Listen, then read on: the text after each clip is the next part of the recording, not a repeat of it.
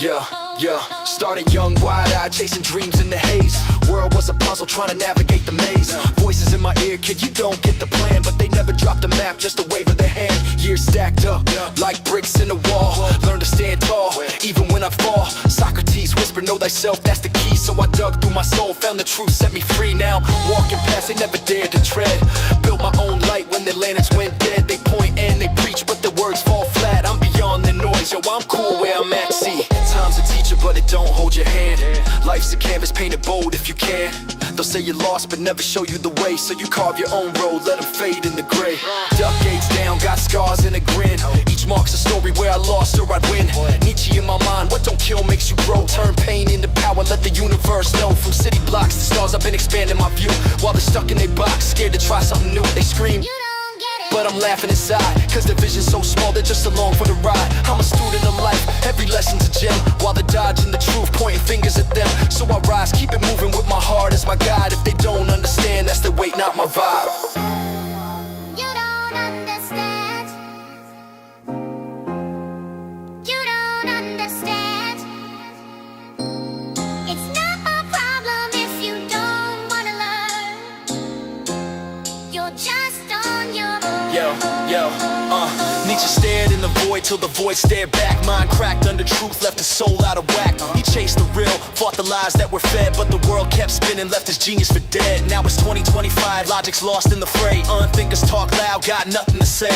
They swallow the scripts, call it wisdom is trash. Posting hot takes online, burning truth into ash. Can't try to map where the mind meets the stars, but these fools just nod, trapped in digital bars. They don't see the mad cause they never ask why. While I'm dodging the noise, keep my gaze to the sky. Philosophers bled for the truth, they'd unfold. Went mad in the search, left their stories untold. But the crowd just scrolls, never questions the feed. Calling nonsense the gospel, planting weeds for the seed. Schopenhauer saw life as a will full of pain. Drowned in his thoughts till his heart went insane. He carved out a path where the shadows would creep, while the unthinking march fast asleep in the deep. 2025, man, the rhetoric's weak. No logic in sight, just the chatter they speak. Their friends clap along to the nonsense they're taught. Facts twisted to fit what the algorithms bought. I'm out here reflecting like Plato's old cave, seeing shadows for truth, what the masses all crave. They don't understand and they never might learn, so I blaze my own trail, let their bridges all burn. You don't understand. You don't understand. It's not my problem if you don't wanna learn. You're just on your own. The word was the spark, logos carved out the light. Truth held the world when the ancients took flight. Wittgenstein saw it, language builds what we know. But twist up the words and the truth starts to glow. 2025, man, the logos is lost. Words turn to noise, paying lies is the cost. Unthinkers just parrot, no grip on the real. Spinning webs of confusion they don't even feel. He said, words are games, but they're playing them wrong. Turning wisdom to memes, drowning truth in a song. I'm holding the flame where the logo still burns, while they fumble the word, never know when it turns. Wittgenstein wrestled, tried to map out the mind, said the limits of words leave the truth hard to find. Logos was ordered, tied the soul to the stars. Now it's hashtags and hot takes, leaving nothing but scars. Crowds lost in chatter, they don't see what's at stake. Every word's a mirage, every truth's a mistake. They talk like they know, but the language is cracked. No foundation, no logos, just a void painted black. I'm searching for meaning where the silence runs deep, while they sleep on the word, let it rot in the heat. Truth's a ghost in the haze, but I'm keeping it me. But I'm keeping it me. But I'm keeping it me. But I'm You don't understand. You don't understand. You don't understand. You don't understand. It's not my problem if you don't wanna learn. You're just on your own.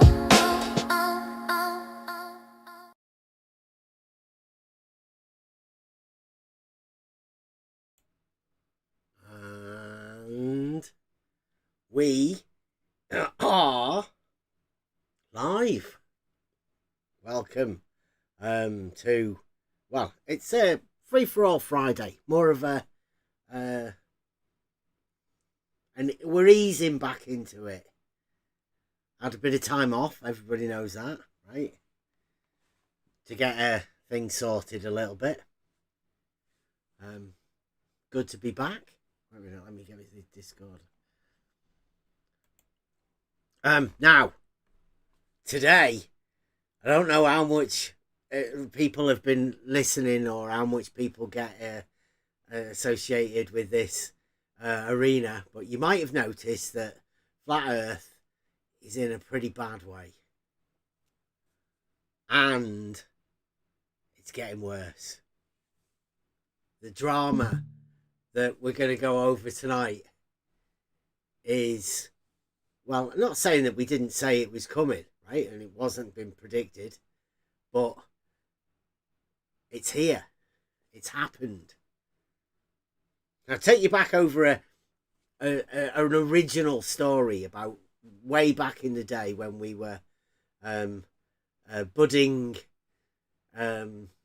truth seekers, trying to find our footing in the social media world that is, well, trying to find a truth, because you've probably been triggered by something. Most people are coming to this arena because they've got a few questions. I mean, nobody comes into it unless you actually want to ask questions for people. So that's what you do. You come into this sort of arena, and eventually you find out, well, I mean, I don't know whether it happens everywhere, but you find out that, I don't know, it's a little bit strange, particularly this arena that we're in.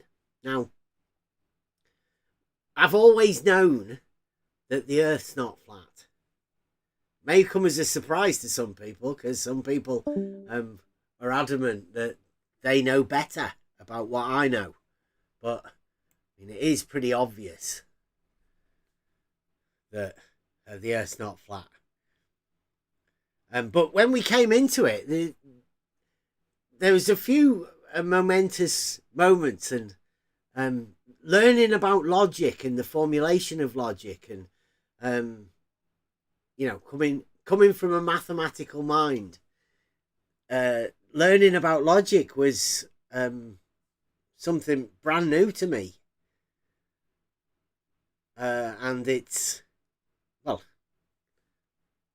took us on a journey, an amazing journey, and the people that are around us have latched on to the similar sort of thing, given to us as a gift, reasoning, the ability to do that. Now, pretty early on, one of the comments that was made was directed at a certain person called QE.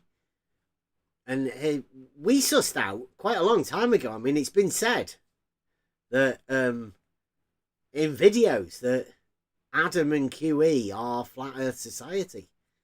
And not a Flat Earth Society in the way that most people would normally consider it, but Flat Earth Society in the way that they're only placed into the arena to make Flat Earth look bad, ridiculous, stupid. Because some people may come into it with genuine questions, you know, trying to sort their own minds out as something that's going on, because there's obviously something for you to ask questions about, and those questions should be able to be answered by the experts within the arena. Turns out that most of the people in the arena don't want to help you out at all. And they have a particular method to dealing with these sort of issues where they don't want to answer questions. And what they do is they slander you, basically, out of the way. And then they mute you and you block you. And then they talk about you in a very negative way to other people. Other people come to believe these things that these people are saying. And that's sort of what happened in the early years when we started, and namely QE and Adam, drunk. But Nathan joined in as well. It turns out, there's some massive drama going on at the minute. Now, I mean, we know about it because we're in the arena and we've kept an eye on things, and I'm not too sure how many other people actually realise what's going on. I'm not too sure how many people care. Probably not many. because I don't think there's many people left in this arena. But luckily, we weren't even in the arena for that reason anyway. So this drama's a little bit of a juicy tidbit to go along with. But I mean, it does bring about the ability for us to question these arguments and decisions and things that happened quite a long time ago. So if you want to know about all of the stuff that has been, I don't know whether it's been kept hidden or not. I mean, I know I've personally not said a lot of things. There's a lot of conversations that I've had with people that I personally haven't put out because I think it's detrimental to the people that are having the conversations. Got one conversation that we had with Jaren that, you know, might have to come out again. I mean, I've had conversations with QE and Adam, tried to question them about the fallacious modus tollens that they've made, to no avail. It was still the number one flat earth proof, even though it's fallacious in form. I get the feeling that nobody actually learned logic due to the fact that it was just obfuscated terribly since inception, really. And it appears that there's some stuff going on now. I have got a clip to go over. I don't know whether everyone wants to hear the clip first, and then we can talk about it afterwards. So yeah, I think that's probably best. Not break the thing. Well, let me get yeah, this, yeah. Let me get this sorted to see if I can get it on screen for you. Cue this up. Cue it up for you guys. Right now, this is a clip. You can see that, can you? Yes. Right, I'll put it up here so everyone can see it in the thing there. It's even got the date on it. 15th. It's the 17th today. So this was 2 days ago. Yeah. And, well, I just play it. It's quite a long way into it. But Brian's holding stuff back. But they're not holding stuff back. Sorry, not Brian. Neil. I keep getting mixed up. This is the drama within the Flat Earth debate crew, which there is no debate. I've got another song. I'll put that one on later, perhaps. But you can hear that. You guys can hear that. Let me get that in there. Work is stopping, and I got so many people asking me when's the book coming out. There's people that want to buy the book and want me to sign it. You got to get this shit done, man. So he said, all right, I'll reach out. So, and he was refused. That when he reached out, an ex, I don't give a fuck anymore. The ex Quantum Eraser, the scumbag. Please. Listen, can you send me the book because I want to start doing. Please, don't swear. But Neil this is just Neil from the Flat Earth debate. He's used to it over there, but you know, we don't normally allow that sort of stuff. Apologies for anybody that is listening, but this is an adult sort of thing if you want to listen to this.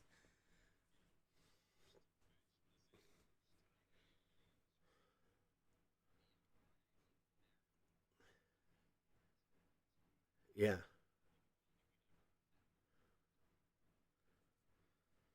Well, he's their mentor, right? He's been praised for years as their mentor, but I mean, how quickly the most Christ-like, yes. Yeah.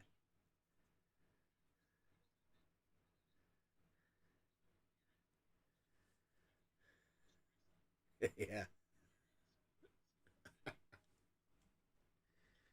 Right, so yeah, please apologise for any swearing. Neil is very emotional about this. So here we go. Doing some work on it. And he said, well, we got to talk about that. Nathan said, well, what's there to talk about? He said, me and Adam have to be on the cover as co-authors, and we want a percentage. And so I don't got to tell It is you a about Nathan. percentage. I thought they just wanted. Oh, ew. Hold So on, let him finish, David. we all know Thank how you. Nathan handled it after that. You know, he made it clear in the beginning. Let me just let everybody know that. Yeah, yeah.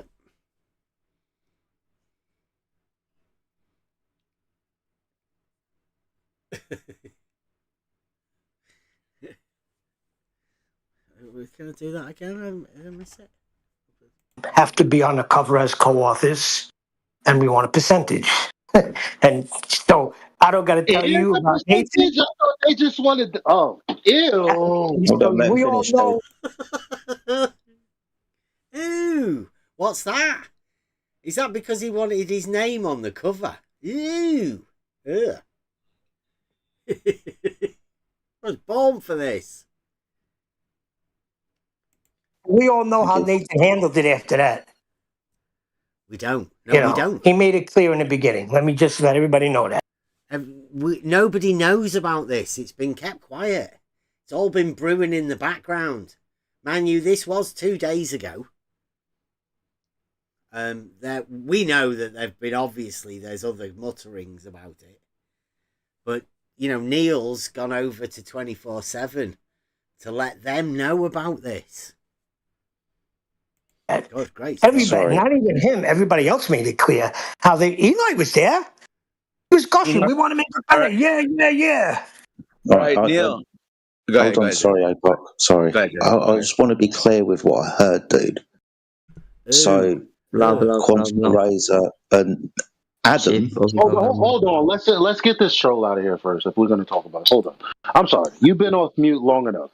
One second. What's your name? What's your name, Mister Blah blah blah? did he just interrupt this conversation about some drama to bring a troll in? I mean, what's going on? What's going on?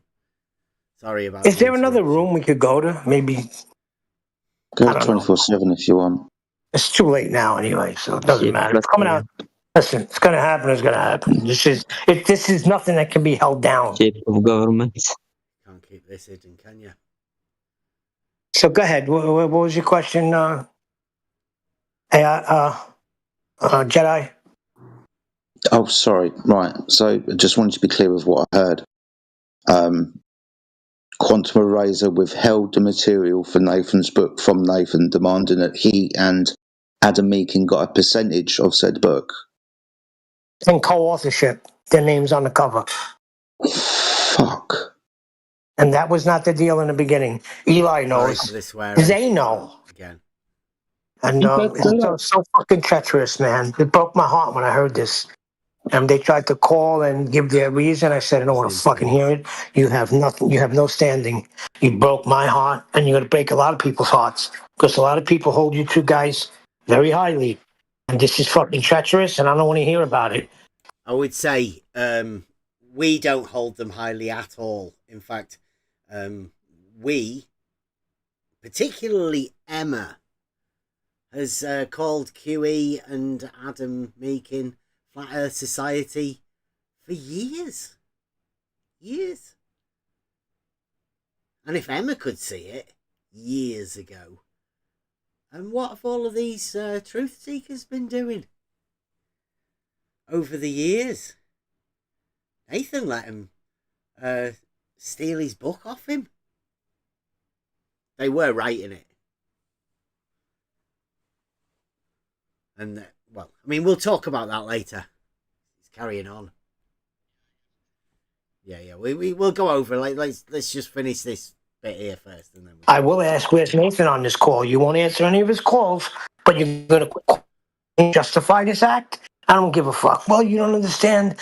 When the shed immediate thing I thought, this is Adam speaking, was, oh my God, my book. I said, well, that's where you thought wrong. Instead of thinking like, oh my God, I'm responsible for Nathan's book and I got it robbed. See, your thinking was wrong. It was never your book. And you know that. I said, as far as I'm concerned, I don't want to hear anything else. I don't want to have nothing to do with you, QE, and I don't want to have nothing to do with you, Adam. I'm fucking out of here. And I left. Sorry for the swearing.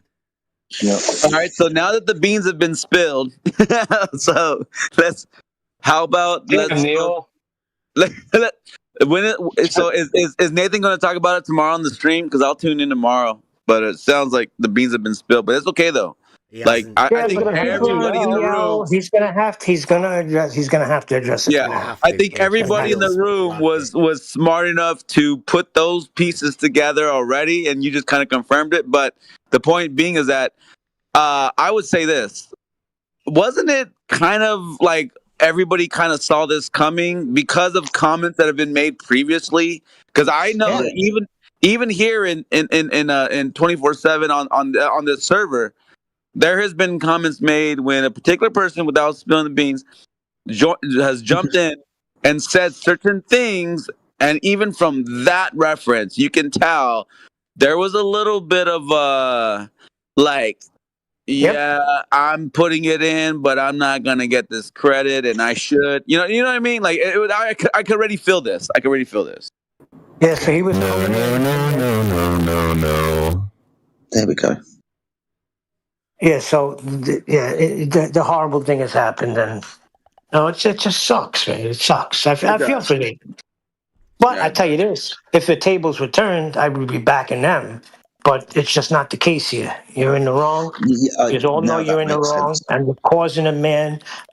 He's physically sick now. Now his wife is physically sick. Now she's got to go through every freaking draft, every 6-hour recording, and rewrite things down. He's got, I think he said so far he's got 75% of it.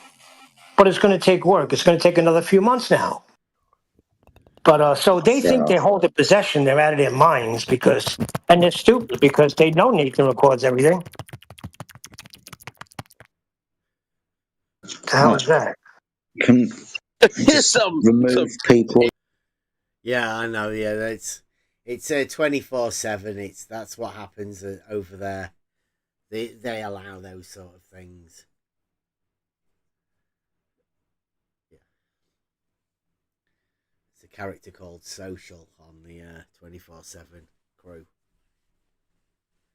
Neil and the 24/7 guys. I mean, they sound close, don't they?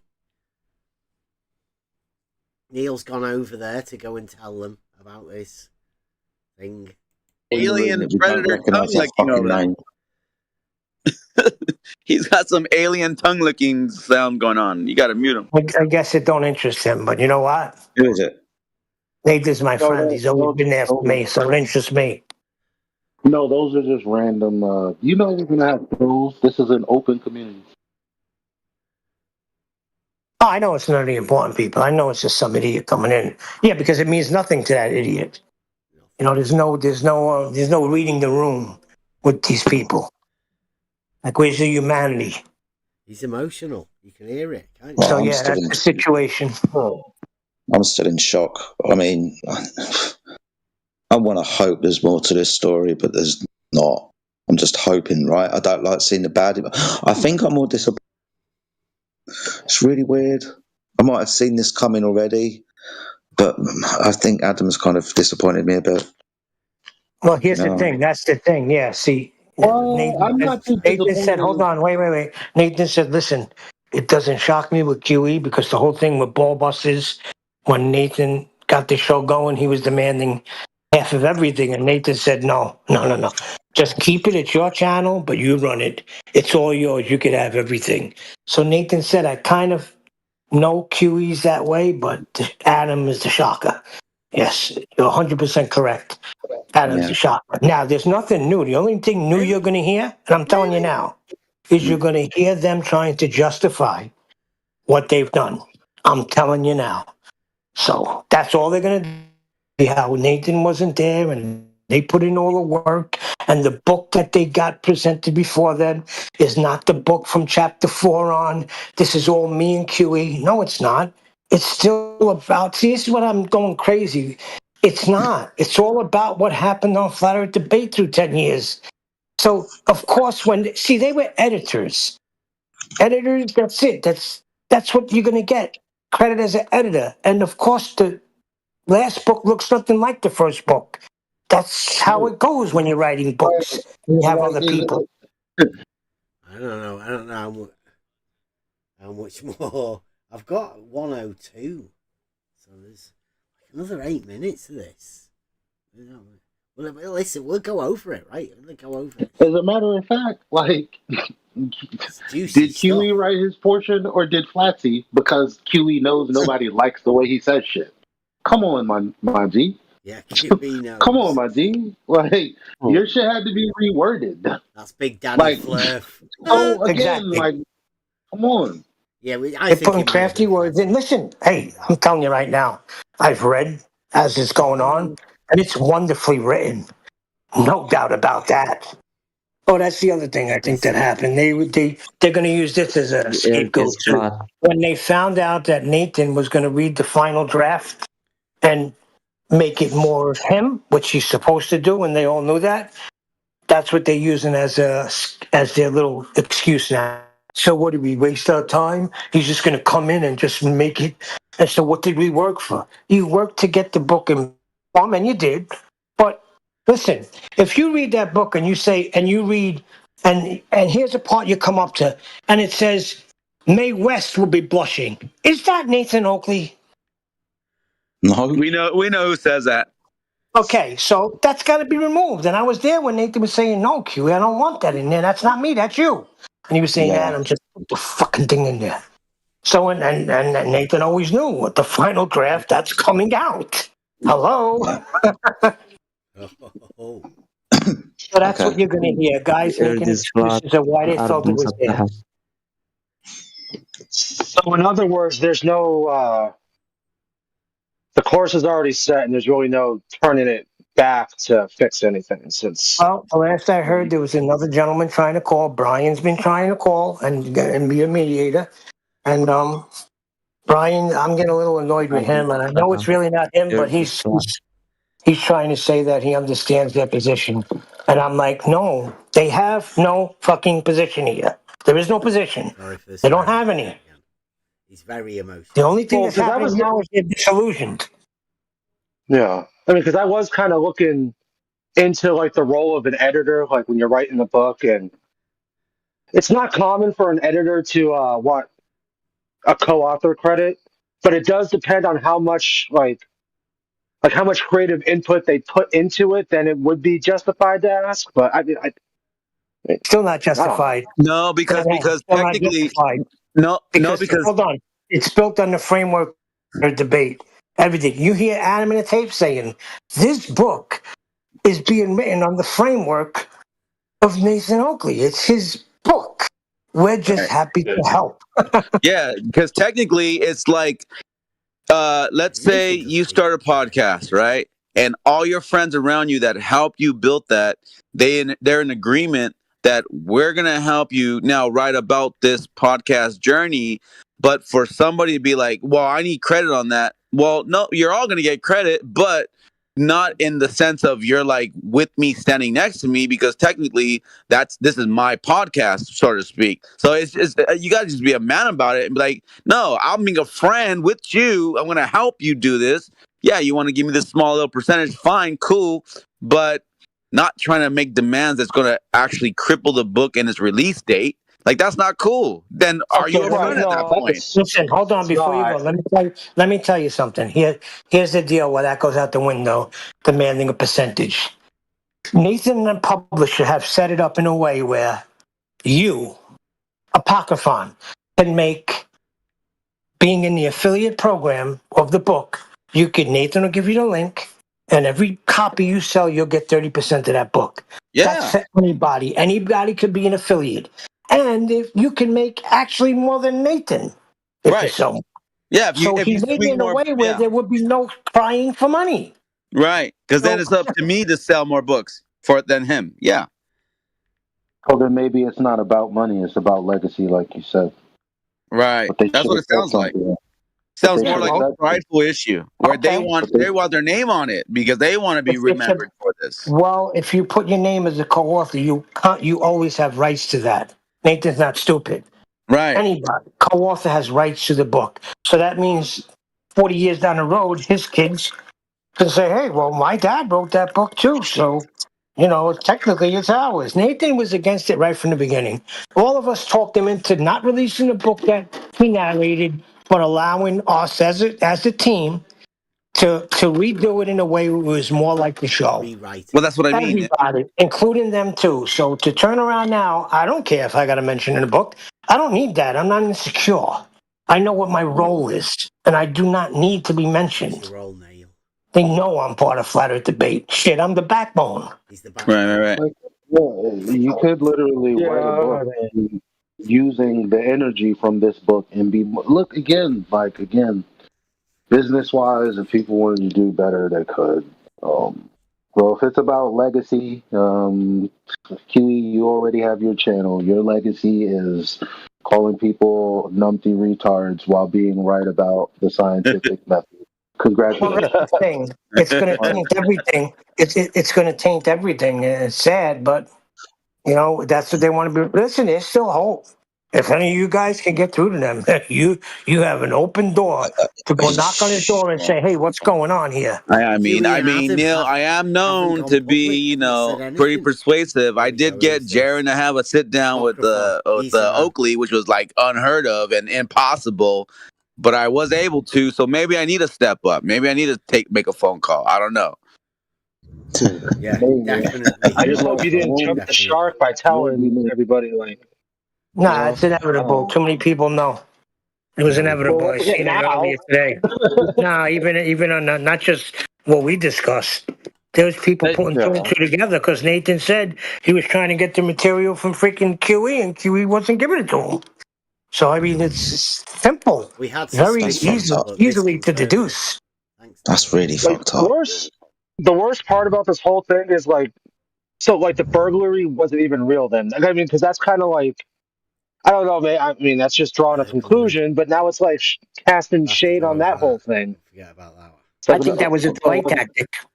Sorry, hold on. I do that's apologise again. I know I'm fucking slow. There's a burglary. Burglary? What the fuck?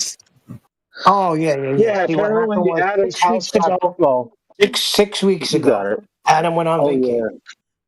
He's got the draft. Everything was draft. After every session, Adam would have the draft and it would be in his computer. So he goes Right. on his little holiday in Italy. And Huey had said, and he said it on the show, he said, I told Adam before he left, Adam, what if you die? Send that material to me. And he wouldn't tell us if Adam sent it to him or not. And then he said, well, Adam got robbed. So we said, well, did he send you the stuff? And he wouldn't tell us, QE, until, a couple of days later then. And Nathan was like, well, what the hell happened? If it got robbed, where's the book? And QE said, I made him send it to me. So, yeah, that puts the freaking doubt on that whole situation.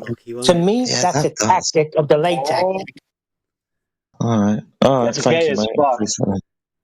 Oh, and then we had conversation like it was really a situation, and like it. So what you're saying is that could have been just a tactic, because ew, like Yo, Get this is everything like, in order. you guys remember Donald? Like Donald C, where his dog ate. All right. Okay. Let's go back to Discord.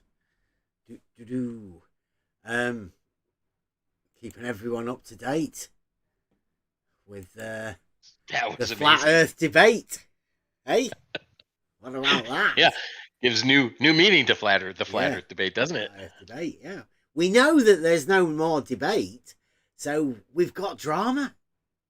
Yeah, F.E.D. still works. Flat Earth drama. Yes. F.E.D. That's where we're at. Yeah. Yes. Right, so as far as we can understand, right, we did hear through the mutterings that Adam had been robbed. And then we found out there was later stories that he didn't rob any jewelry or anything valuable. They just robbed an 8-year-old PC that supposedly had been put out in the shed or something. We don't know. Happens to everybody. This old PC of Adam's that got robbed was the one that had the only working Word document draft for Nathan's book. And it got robbed from Adams. At least that's the story. But now it just got a little bit more developed there. Apparently, before Adam went on his holiday, when the PC got robbed, he sent a copy of this book to QE. So now QE, Adams lost his copy because the PC's been robbed. So the copy that's surviving is in the possession of QE. Right? I'll try and keep... If there's any Flat Earth Debate guys that are out there that know any more than this, please feel free. It's a free-for-all Friday. Discord's open for anybody to come and comment on any of this sort of stuff. If you want to say something in the chat, then feel free. Can we give our initial thoughts on this? Yeah, we'll try and keep everybody up to date on what actually has happened, because I mean, we know a bit more because we are used to the drama, right? We keep an eye on these things. That's basically what we do here. We've got a lot of spare time to hang around in Discord and chat to people all day, which is what we do. I mean, we may not have been live, but we still do exactly the same as what we've done for 6 years. That's not changed. So if anybody does ever want to come and talk to us, right, the Discord's there. Just click any link on any of the videos and you can come in and have a chat about any of this sort of stuff. Go on then. So, what's your idea? Initial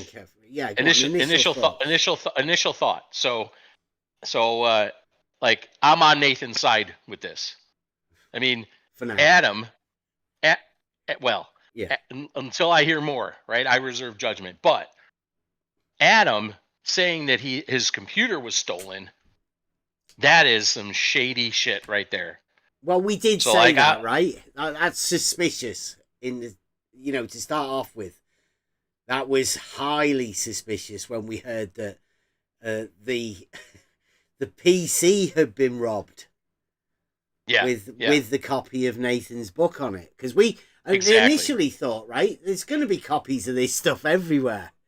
Nathan's got to have copies of them. So we originally thought it was some sort of a hijacking, right? So they could publish the book on their own, right, with the material. Like there's somebody out there who's robbed it, right, in possession of a draft of the book. But I mean, it seems now there's a little bit more sinister stuff going on because it's developed to much more than that. Yeah. After hearing that, like, I have to stand with Nathan. I don't know if anybody else thinks differently, but I stand with Nathan on this. It's terrible. Absolutely horrible. On the fact, right, that there's a book being made, but Nathan has always stated that he doesn't do anything. He's never made an argument. He's never done a measurement. He just, people come into him and give him material, right? And that's where he knows that he makes his money, on the back of other people coming to him. So I'm not too sure why Nathan doesn't do anything. Yeah, well, Nathan's never made any of the arguments. He's never made any measurements. He'll tell you that. Well, that's true. So who's writing the book in actual effect, right? Because if Nathan had wrote it... I'm on QE side then. If that's the case, I'm on QE side. I think, you know what? I think you're right. You know what? I take back what I said. I'm on QE side. I mean, if Nathan didn't do any of the freaking work and Adam and QE did all the writing, I mean, that's not editing. That's a ghostwriter. Well, and either you pay a ghostwriter or you give him credit. Yeah, Nathan hasn't even got a previous copy of draft 1, 2, 3, or 4. He's not got any of them. Like, so where? At what point was it Nathan's book? Yeah. He's got nothing. What Buster? You were gonna say something? Sorry. I've got mixed feelings on this part of it. Okay. I'm not a book writer, but I have written a lot of songs Yeah. and had a few I got copyrights for it. But for me, it's like if I write a song and somebody has some input on it, depending on how much, for me anyway, yeah, I feel obligated to add their name to it. But I don't know what's in the book to say, who did what. So I'd have to know a little more information about how much input was on the book or actual writing stuff. I don't know. I'd almost be on QE side depending on what the input was. Well, wait, if let's say, right, somebody says, "Hey, that's my song," and then you say, "Well, what have you got then? Where's your proof?" And you go, "Well, he's got the draft of it." What do you mean? He's got the draft. He's kept the draft for the song that you say is yours, but you've got nothing. Yeah. I'm not too sure what Nathan's got to take claim for, other than the fact that, there's a supposed book being wrote. But I don't know. Nathan's got nothing, it seems. I mean, he might have, scripted copies, but from what you've just heard, and from what we have heard, is that Nathan's missus is going to have to go over the recorded video that when they were talking about editing the book. But I mean, can you take possession of that? I don't know. We have to wait to hear from QE and Adam. Because this is drama that's been kept in the back channels. Yeah, because so now here we go. Because if Nathan had an agreement with QE and Adam that they would write, quote, edit or write portions of the book, and then for Nathan to re-edit and make it his own and is sort of in his own words, then it's not. QE and Adam have no right to that. Well, that's Nathan's intellectual property that QE and Adam were helping to bring to life and put on a page. So now I'm thinking I'm back on Nathan's side. I'm on Nathan. Yeah, I'm on Nathan's side. Doesn't Nathan have to have at least a percentage? Look, the work is here. I have it. Here's 85% of it. Yeah, they may have changed a few words and the way it's different, but the bulk of the material that they have over there is here. It's within this draft. I think he's going to have a hard case, I would say, if he doesn't have anything to claim that it's his. Yeah. I mean, if he sat down pen and paper and wrote the majority of it, I'd be on his. I said, I don't know. Well, that would make a better for me book, as a songwriter. If I sit down pen and paper, really, I guess if there's little scribble drawings of diagrams and stuff, and he's working out, wrote down there, that'd be brilliant. That'd be the sort of stuff you'd want to see. The inner workings of a flat earther's mind, trying to work out maybe some old doodling. Yeah. Mike said something in the chat. I was thinking the same thing. Yeah. That it's not. None of the arguments have come from Nathan. Nathan is essentially just a mouthpiece of other people's work, thoughts, however you want to put it. Well, yeah, that's where I would say again, if there was something that QE or like the modus tollens that he had on his email draft, whatever, and Nathan put that in the book, it's QE, so I'd be on his side. I mean, I'd have to switch because I wouldn't want somebody. I wouldn't want to write a line of poetry. So I'm like, oh yeah, I'll take that. I'll put it in my song. Yeah, but I wrote it. So I mean, words by Buster and whoever. So you usually do words and music. And if you just had input on the words, then you get, credit for that. I don't know, So if you've got stuff like that in there, Well, that's the thing, right? We'd have to find out what's in the book. But if it does, I mean, Mike makes a good point. Sorry. And that might make me have to switch back to QE side again, QE and Adam, because Well, if especially they're QE right because in the he came up with the arguments, fallacious. Yeah, he came up with the fallacious modus tollens. yeah, and if it's not been fixed and it's been wrote in the book as the fallacious modus tollens, then you'd have to credit that to QE, wouldn't you? You would have to. Yeah. You definitely have to. Yeah. Nathan So didn't make Nathan's the asking fallacious to modus take tollens. credit for somebody else's work and then make money from it. That's pretty shitty. Yeah. Yeah, Wow. on behalf of the fallacious modus tollens that QE wrote, right? He's took ownership of it. I know I said Adam probably had a hand in it as well, so that could be QE and Adam's little baby. Does Nathan have the right to take that off them? Get mic check. Oh. Yeah, I think so. Can you hear me? Yeah, it's a little bit low. Let me see if I can turn. Is it? Maybe it's me. I can turn it up a bit. I think. Is that any better? Go on. I've turned you up a bit as well. Sounds good. Okay. Well, I mean, all along, Nathan's never said it's his book, really. I mean, he said it's his book, but he said, "Oh, it's pretty boring. I'm just, sitting around. It's pretty tedious. Yeah, they're writing it for me." He said that all along. I know it's kind of claims it's his book, but as far as I've heard him talking about his input to the writing, it's been minimal.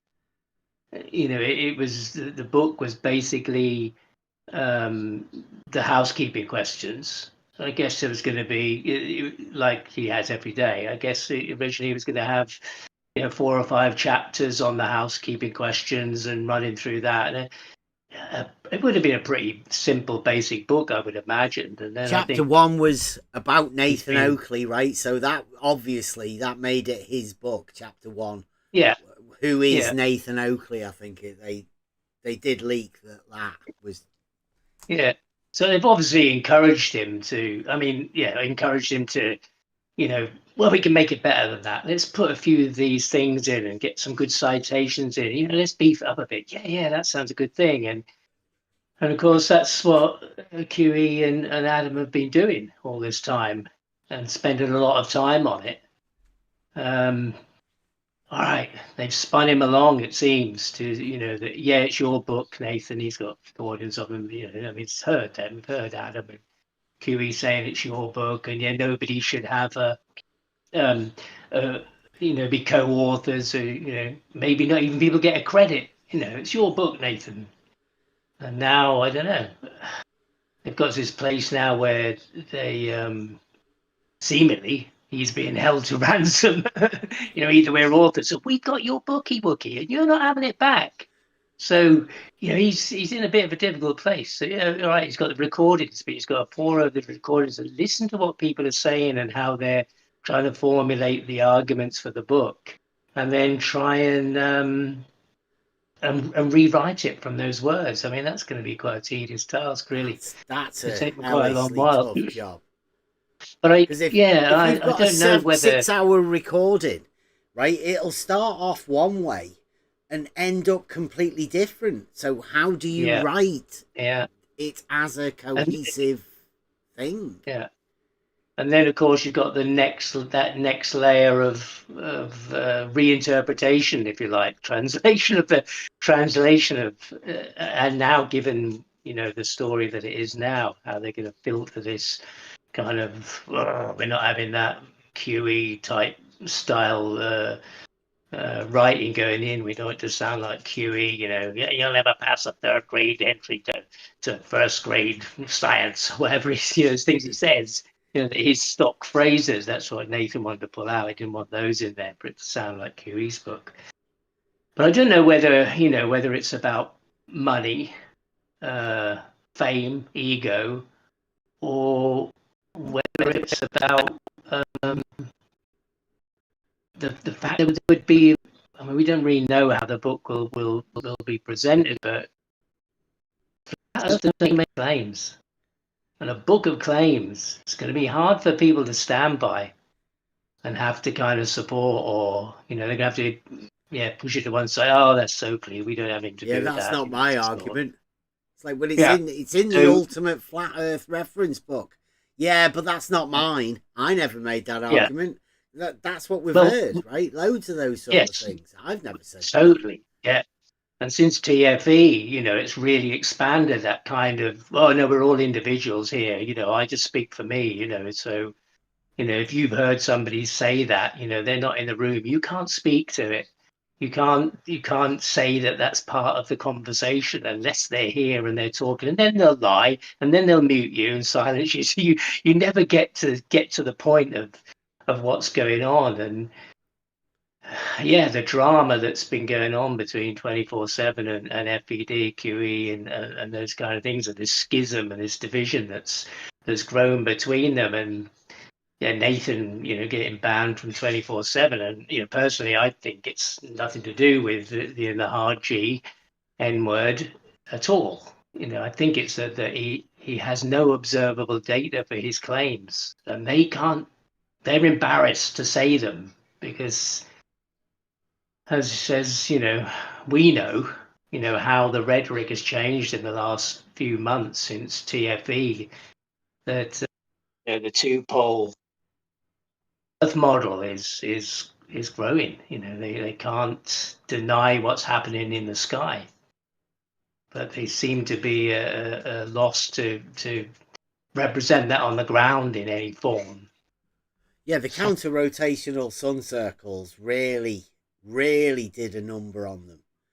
And that was sort of the beginning of them not being able to discuss that particular issue. We don't talk about that, was said by most of the flat earthers, I think, and they just dismiss it. And those don't really hold enough water to stand on and walk on water with. Yeah, so they can't have Nathan saying the things that he says with his celestial navigation and excellent arguments that are full of holes, really, because they can't have him in there saying those things, and they have to try and retrain the people into a different style of rhetoric that doesn't belong in what Nathan's saying anymore. It's a big change going on. Well, like I say, flat Earth is dying. It's not dead already. It's just hanging on, thrashing around in the last throes of the empire. Well, I So mean, yeah, so I don't. It's hard to need to be clear about what it is, whether they. I never really think, as we probably spoke about, that the book is actually going to come out. How can it? They have a book of flames, so it kind of felt that it's you're going to go breaking on in this and out. trend. Is he doing that for everyone? Not really sure. Yeah, We didn't really yeah, a little see bit. this big conspiracy of burglaries, and it's a bit like Watergate or something going on. I hadn't really foreseen this.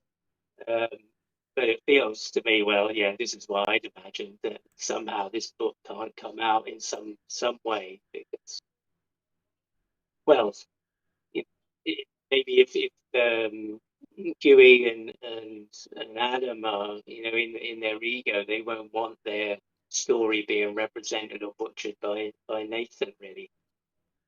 Well, so yeah, yeah, strange days these days. yeah, I think if you take it, I mean, to say that this wasn't predicted, I mean, it was.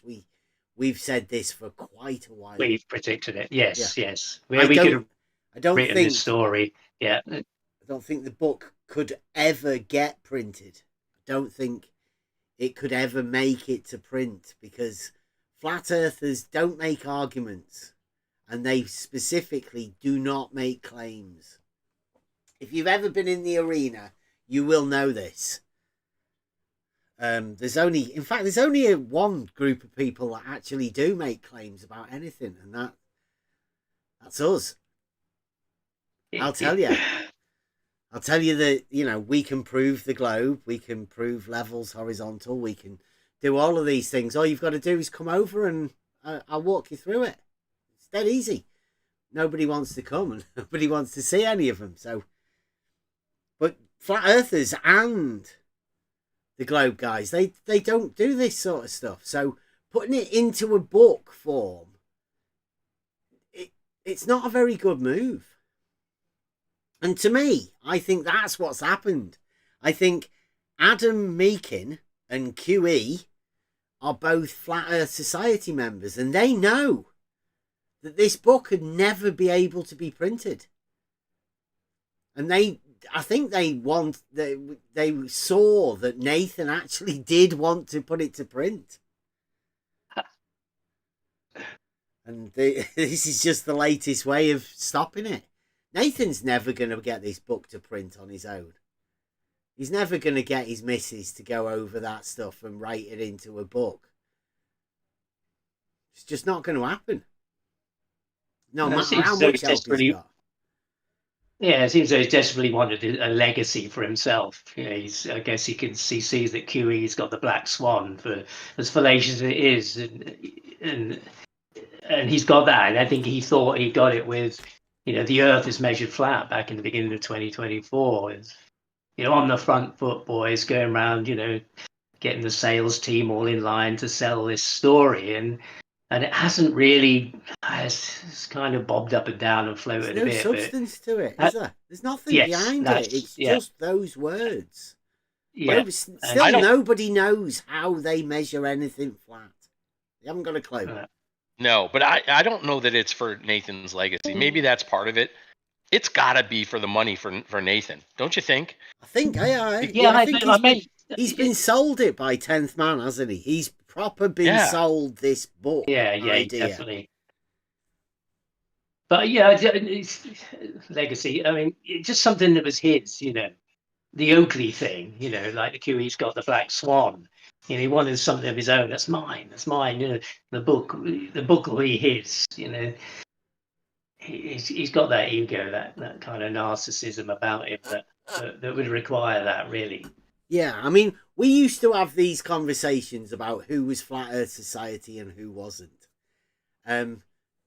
Now, after this, I mean, what do you reckon? Is Nathan literally delusional enough to think that he has solved Flat Earth and he can just say all measurements have proved the Flat Earth, so therefore the Earth's flat?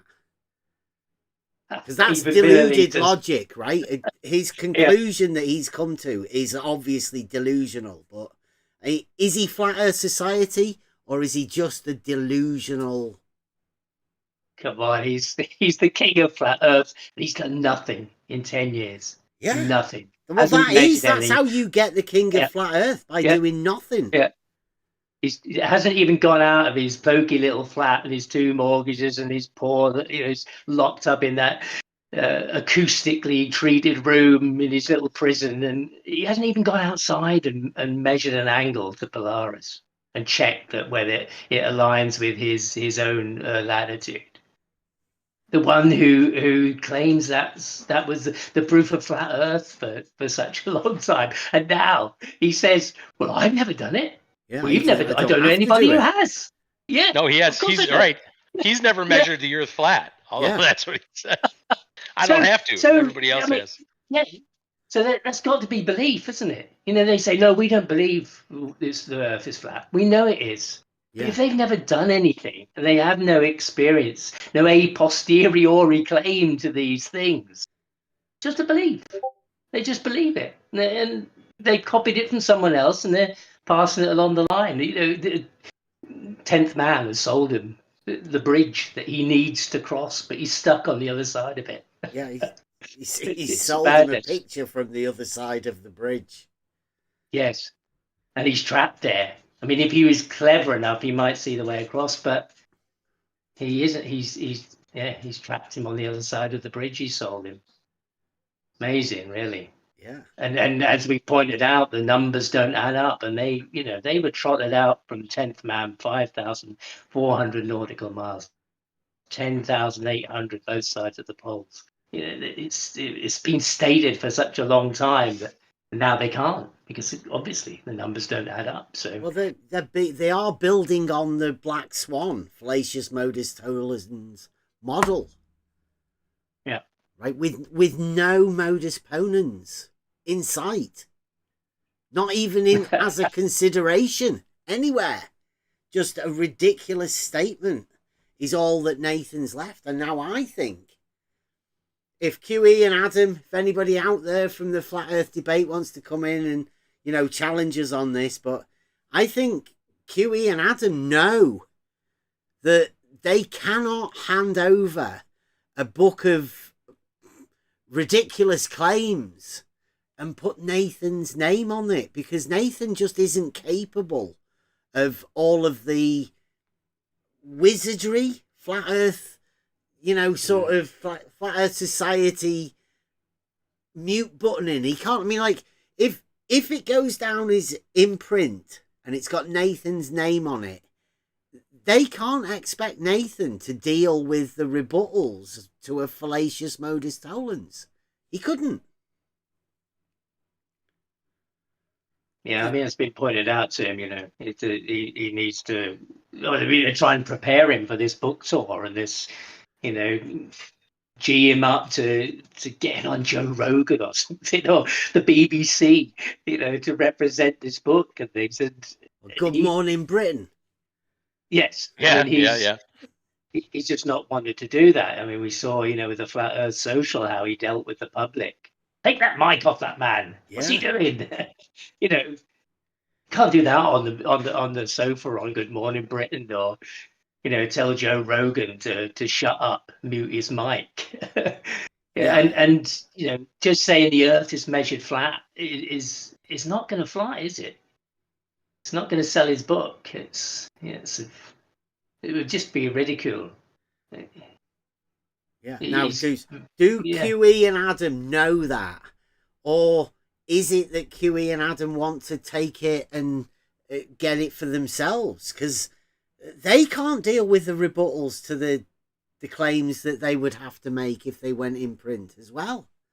We know QE's ran away from dealing with his fallacious modus tollens for 6 years now. Well, the story is they're fed up. You know, they're bored now. They've had enough of Flat Earth. They want to walk away. So, you know, I don't know whether, you know, they're going to just try and How can dump they walk away? They can't walk exactly. away. Yeah, are they going to dump this book on the Walk public as away their with last Nathan's one song book. and never Throw say it in anything the about tip. it? Throw it in the skip as you're walking out. Yeah. But, you know, I mean, yeah, who several, I mean, there's lots of people that have had sight of the book, and, you know, there may well be other people who've got, you know, copies in some form. You know, the people who have been typesetting it, stenography, and going through the errors, proofreading. Flatsy was the chief proofreader at one time. She must have had a copy. She couldn't have just been working on you know, as a remote, getting a remote link to Adam's computer, doing all the work on his Word document, and then signing out, and she never had possession of it. It's yeah. Well, I mean, yeah, I mean, that's the point. How much has Nathan ever had for any of this book? Because if there's no files existing in Nathan's possession, yeah, it's just in like him saying it's his book and everybody saying, yeah, it's your book, Nathan. Other than that, he doesn't seem to have any other of anything. I think we've heard, though, haven't we, that wasn't Neil saying something about he's got everything, he's got most everything, he just needs to recreate what QE and Adam recorded had. All of the conversations that people have had. But I mean, I could say the same if I was recording every conversation we had in Discord. Yeah. And we were going over a book and you were writing it. Like how could I say that's my book? Because I've got the recordings of us talking about it, but I know you were writing it and you were putting it down in you've got all of that possession. Surely it's not possible for you to say that's my book. Yeah, this is tipping QE. This is tipping QE in Adam's direction, and I think personally, Neil, if Neil's listening, or if he hears this after the fact, sometimes he does listen to the show. We know that. Neil, come on over. Tell us how this tell us how the community should be behind Nathan. Not that we're flat earthers, because we're not, but I mean what's right is right. But it sounds like QE and Adam have, maybe that's what Neil's upset about, because he said Brian said that he sees their point. I mean, yeah. Well, in the last few weeks, they've been talking about, the what do they call those people over there? Point two? The land of the what? What do they call it? The land of the Misfits Misfit toys. That's it. Yeah. Well, that's like the other crew. I mean, and this guy Neil, he's gone from F.E.D. crew and gone straight over there to the Misfit Toys and reported the story to the other crew, and he's a capo. I mean, that's not done. He's gonna get a concrete overcoat. The guy is going down. I mean, how can you trust him? I mean, Nathan can't trust a guy like that. Conciliary kind of thing. He's gone and give the drama away, hasn't he? What's gonna happen next? Yeah. Straight over to Jedi and the 24/7 guys. Yeah, I mean, it is funny. Slippery bunch. Jedi's had to change his whole rhetoric, because he was quite a champion for Nathan's celestial navigation and stuff. And you could hear him after Nathan had been over there in the politics doing his Friday trip over there, that you'd hear Jedi over the few days after. He sounded very much like Oakley. He'd berate people and swear at them, in that kind of style. It was allowed. Nathan had given them permission. This is the way to do it. And he fronted the whole kind of celestial navigation, the 69 miles, and he's had to change drastically, drop it. Yeah, and it's been pointed out, the two poles and Sigma Octantis and Polaris, 2 points of rotation and 69 miles per degree, and that the equator was a circle. And the last time I spoke to him, he was kind of abandoning that the equator was a circle. Although he did say that what I said, well, which point of rotation derives the equator then? The northern rotation or the southern rotation? And he thought for a bit and he said, well, in my opinion, I'd say it was the north. The north derives the equator because, we're northern biased. Yeah, it's a pity we just can't go and ask some questions, really. I know it's difficult for them, but you'd think it would lead to some truth, that you'd work through these things. How do two circular rotations in the sky, how does that relate to the ground? If these luminaries have ground positions, then it must relate to the ground. They say, you don't look at the sky to measure the ground, but all the stories I've heard of the sky relates directly to the ground, the position of the sun, position of Polaris or any other stars, and how you find your way around. Nathan literally thinks they make the maps from those measurements. Yeah. But as we've been trying to explain, right, that seeing the sun circles means you have to forget about your relationship with East and West. You have to give that up once you see the sun circles. And you can, from that point on, you cannot relate the ground to the lights in the sky. That's the message that you should get, but it doesn't appear that they have. Well, maybe some people have. Just how things just don't add up. I was following the story. It seemed, interesting. I guess it's the AE map. It has the most equidistant map, really. That's kind of been the story, and you can visualize how things are being described around that. But that's been debunked, obviously. But people have that in their mind. The a lot have still got that. Yeah. The inside part of it's still been verified, I think. I mean, I've never heard of anybody debunking it. Yeah, the northern part, hasn't it? Yeah, the northern part seems to hold in most flat Earth models. The northern, from the North Pole to the equator, seems to hold true. I think the nobody knows what dogmatic happens globe beyond model that. it fits as well. Yeah, Because you're imagining north at a point. But yeah. I mean, who But does imagine north at a point? Not many people, I bet. no, now that's been withdrawn because the numbers and the story doesn't add up. But people are still describe the relationship of stars and the ground to that model, to that North-centric model. And that's where the questions begin when you ask, well, how does that work then? If you now agree there's another point of rotation, how does that work? How does that relate to the ground? And can it? Yeah, I know they're difficult questions, but if you don't have somewhere safe to put those difficult questions, then maybe that's the problem. Yeah, we sort of pride ourselves on asking difficult questions. So that's another word of warning. It's all there If is. you do want to come over here, be prepared. There may be some difficult questions, and if you've got any, come over. Please do.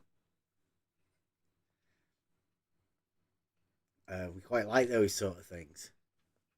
The more you think about them, the better they are. So, yeah, there's some interesting stuff. Now, I'd say that this book was never going to be wrote, and I mean, I don't know where they're going now. Like, what happens? Because the guys that have been Flat Earth Debate, right?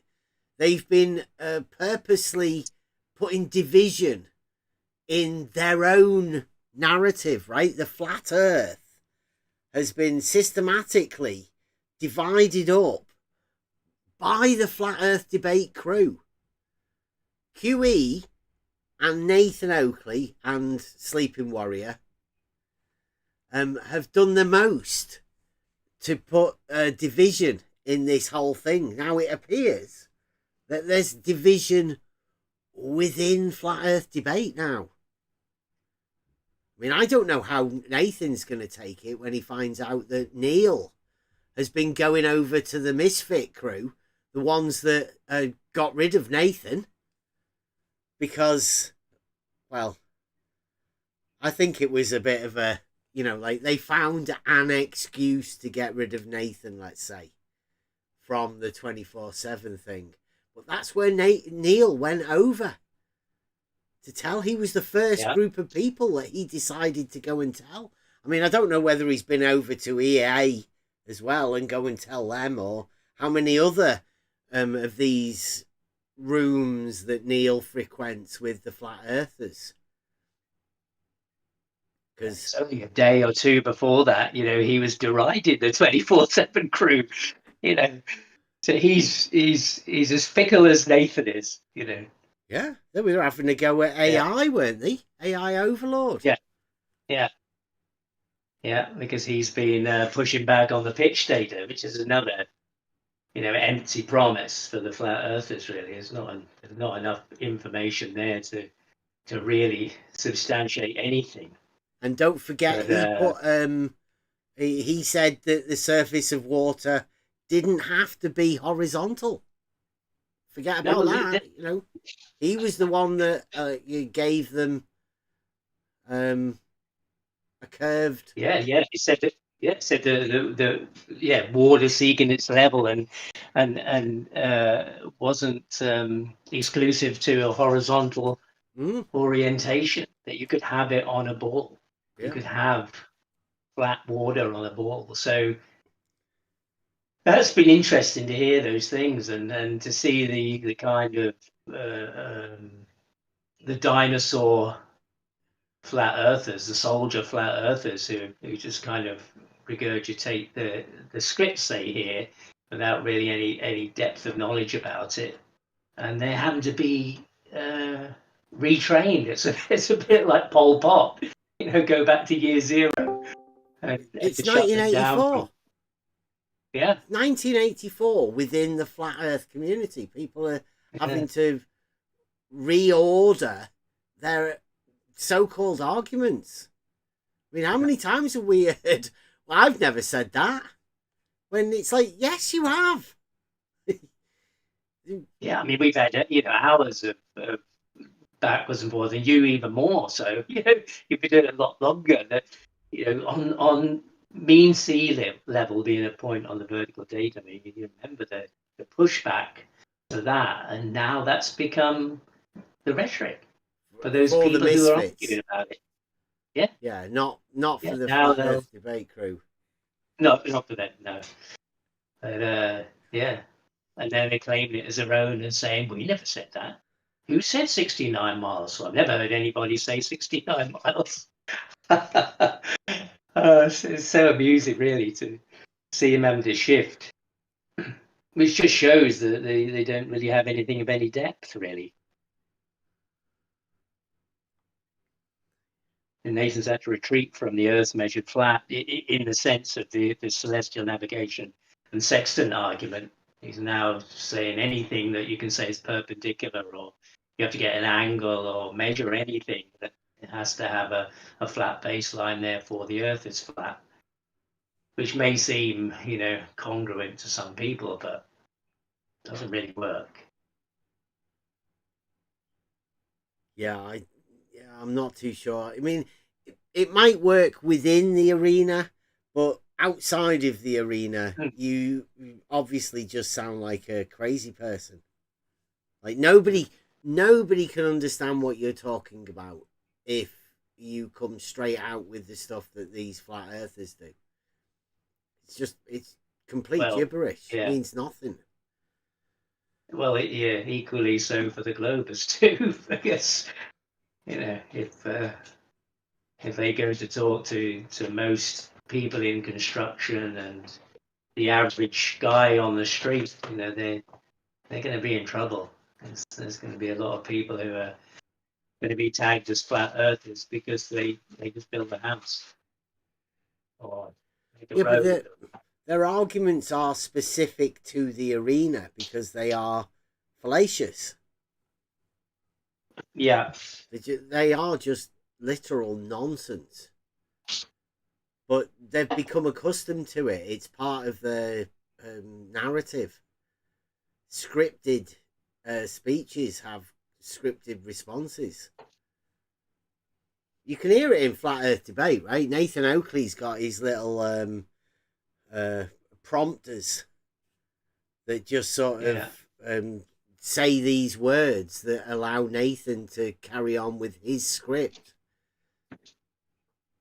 It's never any actual opposition asking him questions that may be a little bit tricky for him to answer because they've been all erased from view.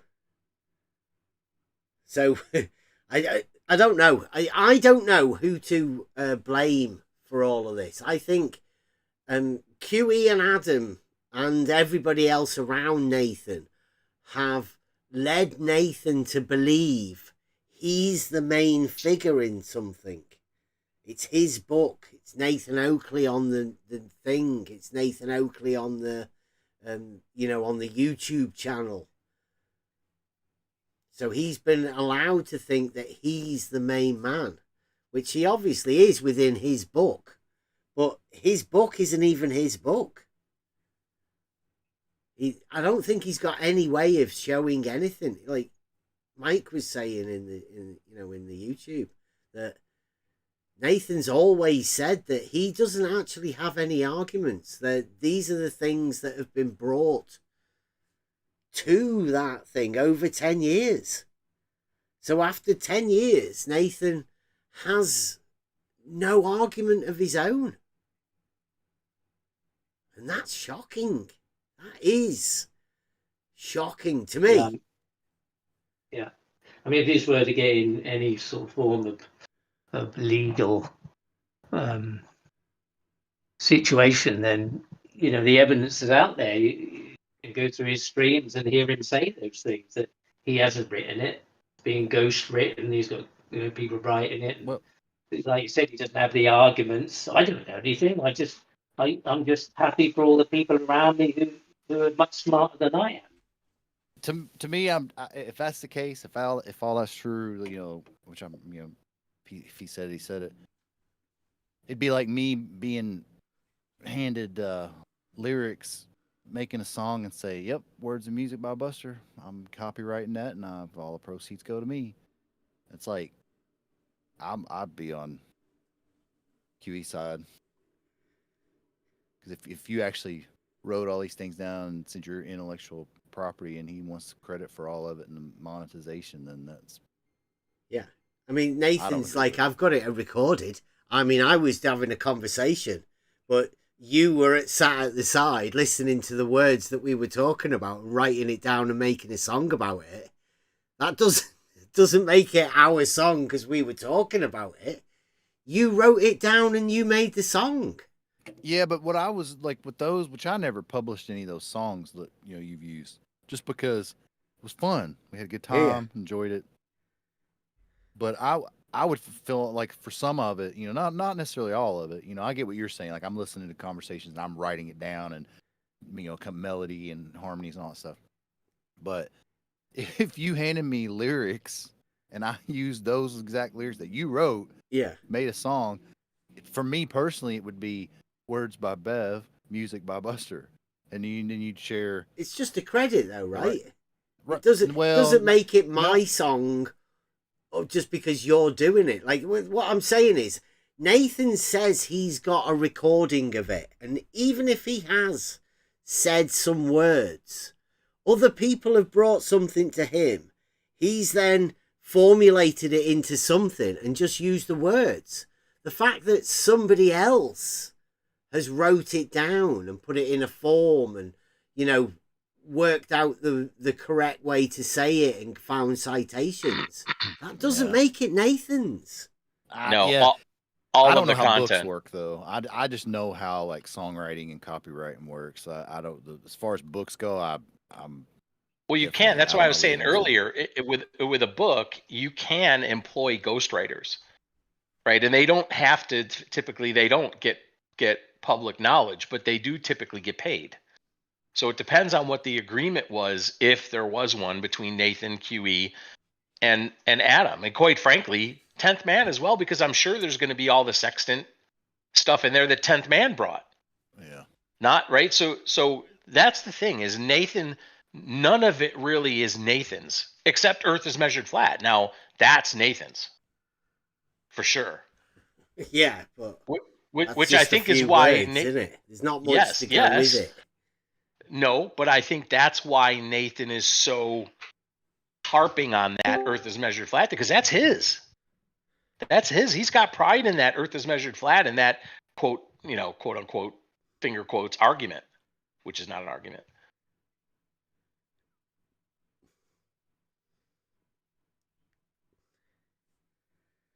Yeah. Well, it'll be we'll have to wait to hear from QE, because at the minute we're only really hearing it from Neil, and Neil's obviously what are the chances? Emotional. What are the chances we're going to hear from QE and Adam? 100%. It was about maybe a week and a half ago when Nathan mentioned that he was waiting to hear back from QE about getting the script back. And getting the script since back, then it has been radio silence from QE and Adam. I don't think it's been anything public. I'm not too sure. We've been kicked out of the Discord over there, but there's not been any QE live streams. He can't. Is he gonna? I mean, could he abandon that whole thing? Could QE abandon that whole thing? What's just Flatsy's on Nathan's side, right? Gone, poof. So yeah, Jesse Kozlowski, Will Duffy, just disappear. Yeah, just done. Just goodbye. But is Flatsy on Nathan's side? Did we hear that? I don't know. Flatsy's obviously one of QE's angels. QE's angels, yeah. The only that's why I'm asking. surviving QE angel. Yeah. Yeah, I mean, there were some awkward moments in the last couple of weeks with the Land of Misfit Toys stuff and, QE streams. And it's been awkward for those cross server members like Flatsy, who lives in 20, she's got a 24/7 family, a QE family, a bit of an F.E.D family. And same for Eli. They were in an awkward position, of where they should stand and what they should say and who they should be seen to agree with. It's kind of difficult. I'm not sure where Flatsy, I said she was more QE as far as F.E.D as Nathan QE goes. That's my opinion. And but she's also dying to be a 24/7 icon like Indio is a legend, or what the top rank is. She wants that. So that's her feeling of having arrived. She'd be recognised. Yeah. I don't know whether Nathan can really trust. Yeah, who's he got to trust? Brian. Brian's pretty much. I think he leans towards having an understanding, let's say, of QE and Adam's position. Yeah, I think that's because Brian at least attempts to make arguments.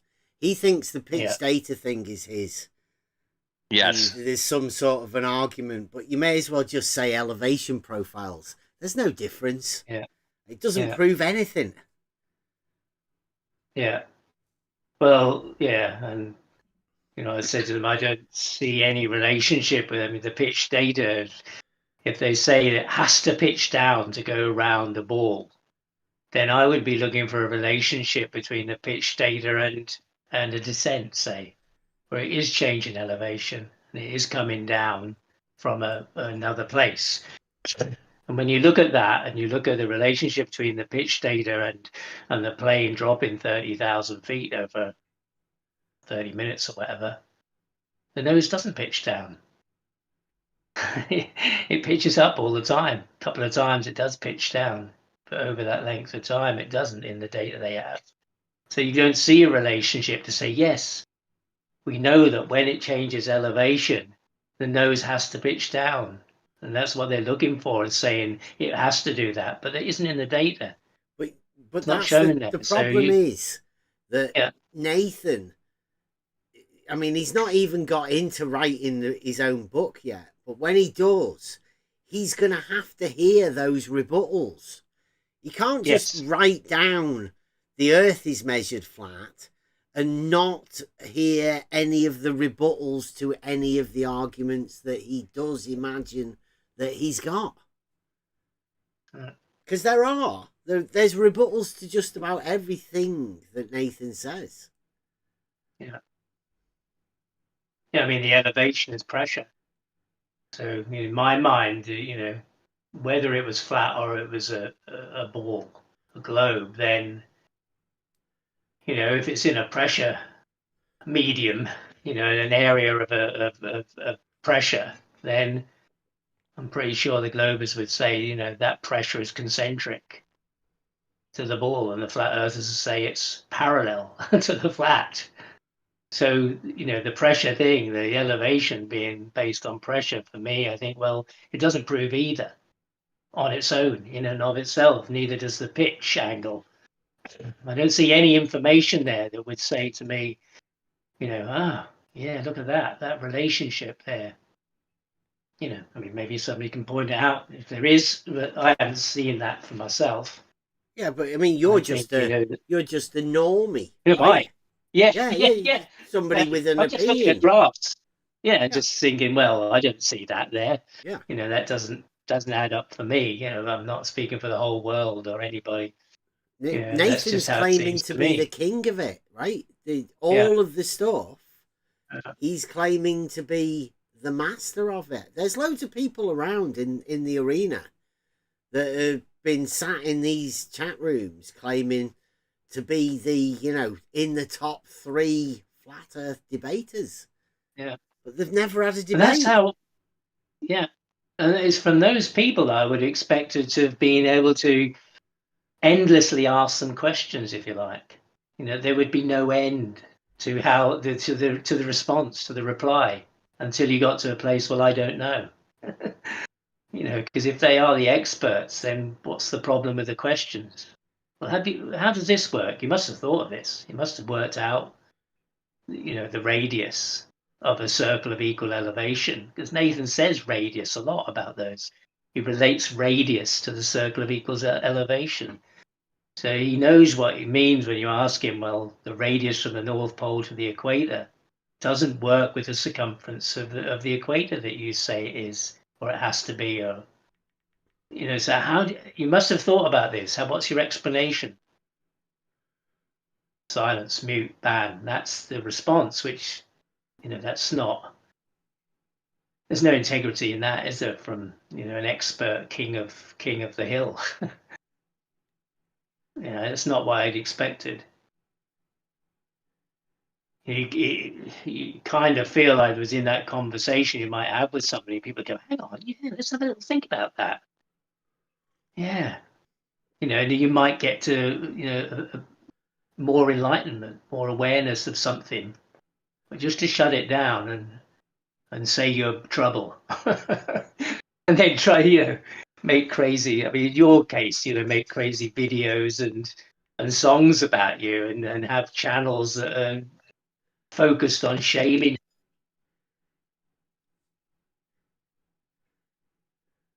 Yeah.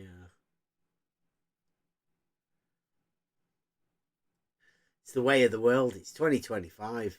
That's the whole point of this thing. So there are other things going on in the background, but this is just something I think was needed to be done. Drama, because I know what it's going to be like for Nathan now. We've been trying to have a word with QE and Adam about the Black Swan, fallacious modus tollens, for quite a bit now. They have tactics to avoid conversation. The question is, how long can QE and Adam avoid the conversation with Nathan Oakley now?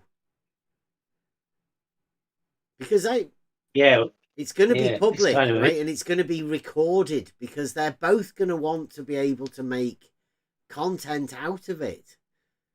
Whatever conversation occurs between those people now will be recorded. So it will have to be sort of scripted, because I don't think they can do things off the top of their head live. Yeah, it'll be interesting, certainly, to see if they do produce anything and have a response, or give their version of the story, if you like. Well, you know what their version of the story is going to be. I'll give it to them now. They're the ones that made the arguments. Nathan didn't do any of it. Yeah. So why should they just hand over all of their arguments that they've got and all of the citations and just give it to Nathan? But the real idea is to not put the book out. Yeah, that's what I think. Really, I think it's more about that. Hugh Eves never going to hand his arguments over to any official logicians, right, for them to fact check the argument, because the argument should be a self-contained thing. You shouldn't really need any other extra citations or whatever. The argument should stand as an argument. Yeah, whether you like it or not, there it is. Yeah. Rebut it, talk about it, refine it, improve it. Yeah. Or debunk it. Be enlightened by it. That's the thing, is that you actually have gained some knowledge from it. And especially if you're going to write a book of them, the ultimate flat earth reference book. I mean, it sounds ridiculous just to hear that. What would you put in it? There's nothing that you can put in it. Well, the Earth's not flat, right? But this is the reference book for flat Earth. So what we're going to do is we're just going to say it's flat when it obviously isn't.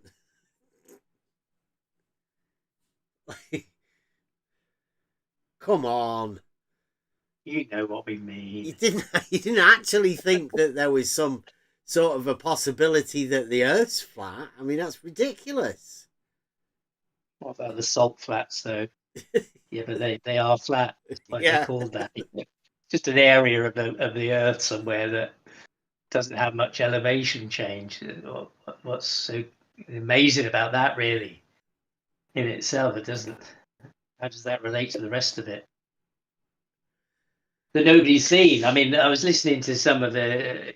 It was Eli. I was actually hearing mostly in a conversation. I was into 24/7, and they're talking about these things they've done, and they often go to F.E. core, which I don't know that much about F.E. core, but some do. Completely debunked years ago. Yeah, something a bit of a shameful crew of people who seem to have robbed a few people. And they go back to F.E. core laser tests, and you hear that nobody's actually done anything. And I remember hearing that Americans, there was only a few years ago, there was only a small percentage of Americans who'd got a passport, and the majority of them lived within 50 miles of where they were born. And I thought, I wonder if that's changed. And I looked the other day, and it's stated to be now that 48% have got a passport, 80% live within 100 miles of where they were born, and 60% live within 10 miles of where they were born. So, you can think that the majority of these people have never been anywhere, never been to measure anything. They just gained all of their knowledge or their beliefs or their script from what they've heard other people talking about elsewhere. They've never really experienced anything apart from those maybe who've been in the military and got sent to Iraq or Kuwait or something. That's other than that, it's unlikely that the majority of people you hear have been very far at all if they're American. So people who I don't know. I can't really think of how many people I've spoken to myself who have actually done anything. And when they refer to measurements or anything bordering on a claim, they'll bring up somebody else who's done it.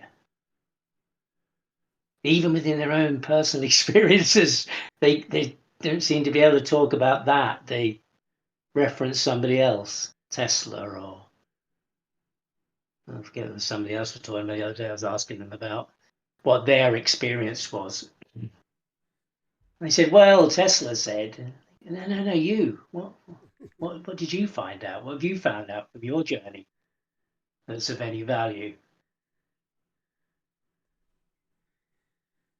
And it seems, not many people have done much at all, been anywhere, and gained any real experience and knowledge. And that's certainly true of the output of shows like F.E.D. and things like that. They're just chant. Well, Nathan's got so boring the last couple of weeks, just chanting the same thing. Fugly Dave can't deal with his tripod. Earth is measured flat. The same script every day. It's very cult-like. And people just, it's got waning numbers, waning people in Discord, so it's not, obviously not keeping an allegiance of people. Well, the numbers have dropped everywhere.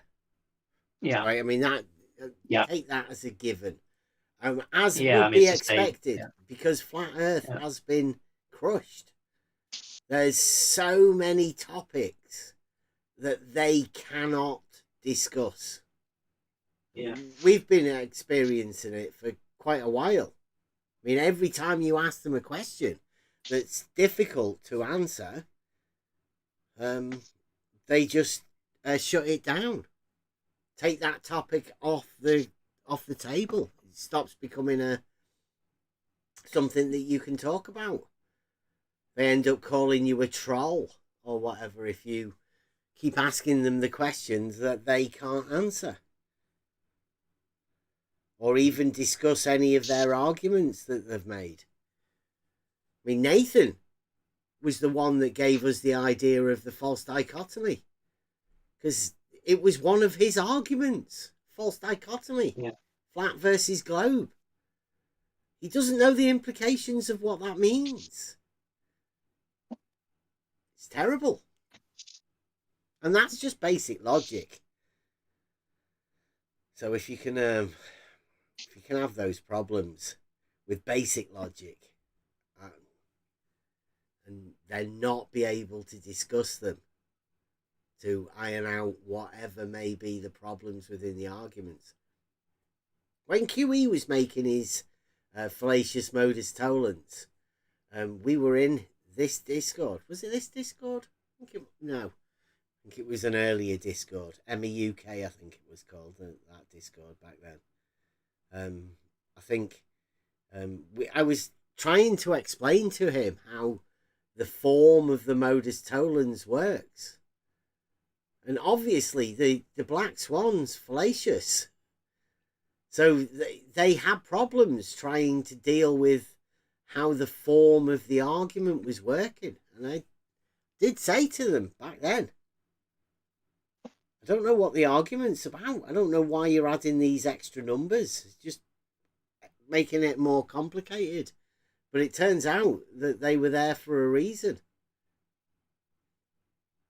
Because QE's Flat Earth Society. And he had to lay down the dogmatic globe numbers that flat earthers still don't understand. They haven't got a clue what all of those numbers mean. They don't even know how it relates to the dip angle. They haven't got a clue yet. They still think that horizontal is the way for them to come out of it without having to actually do any maths, geometry, come to any understanding. It's a pity, because we have been trying to talk to them about it. And not many people do want to talk about it, because, I mean, Divergent Droid, I've been talking to him in the back channels, and he says he's not even into the geometric argument. Imagine that. Imagine being a flat earther and saying that you're not even into a geometric argument. Yeah, that's right. That's what the flat earth has on their side at the minute. Yeah, and he is the big gatekeeper over there at F.E.D.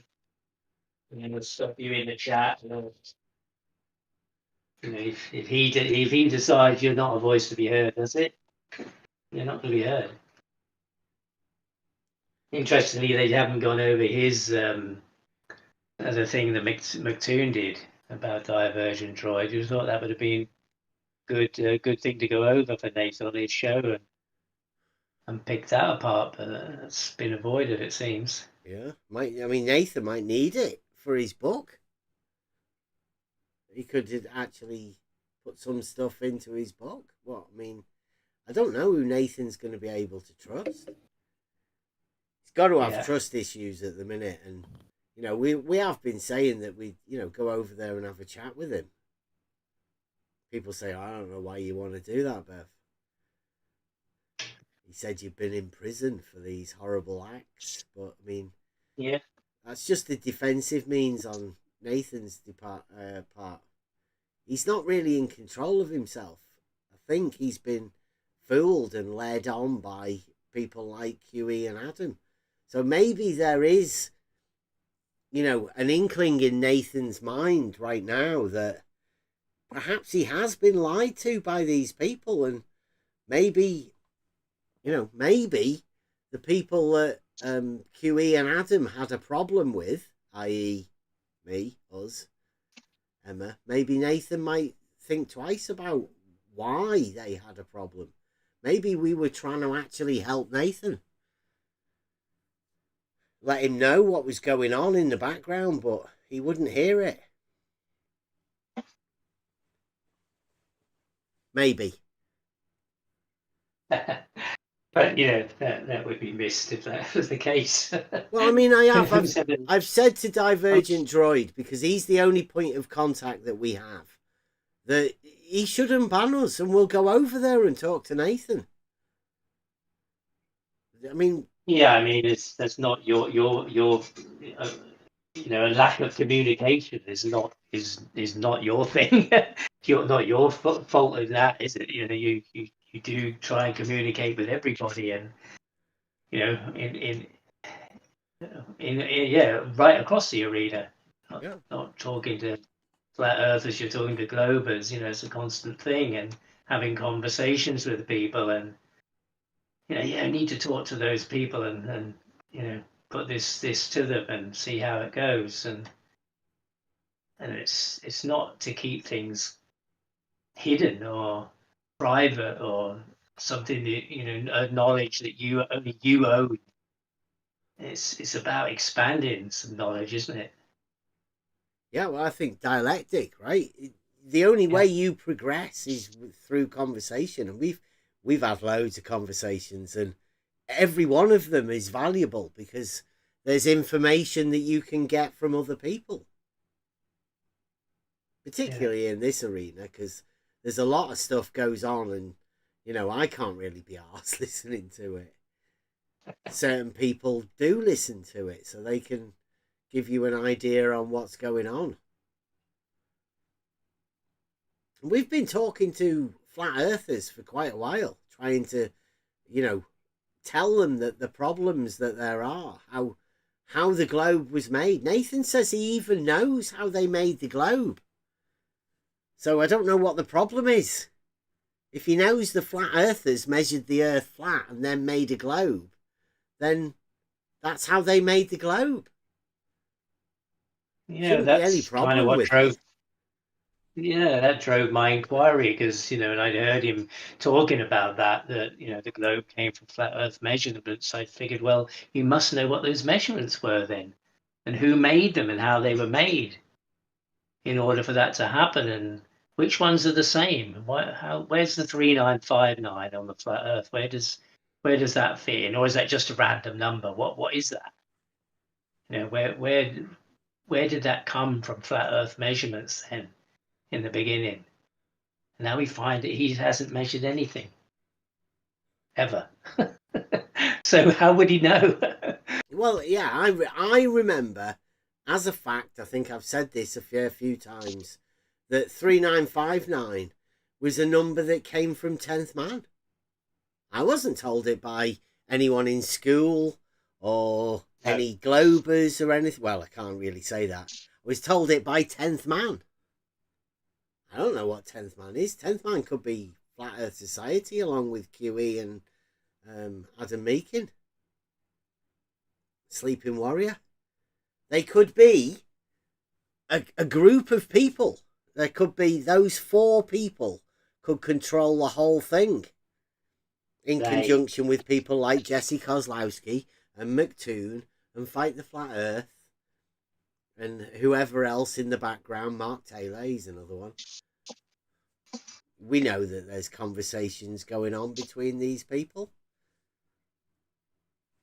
Yeah, it's funny how people talking, about they are doing this to us, and kind of faceless people, but tend to miss those that are the closest to them at all times, who are they, and giving them a whole script and a story to be conditioned and programmed with.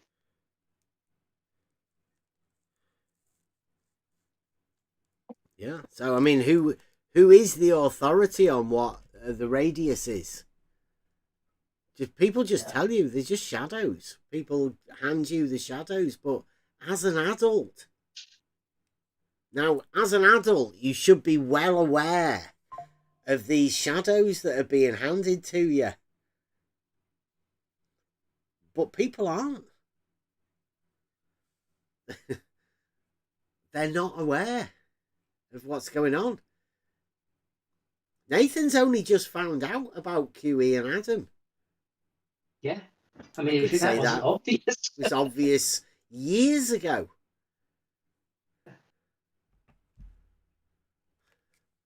By Emma.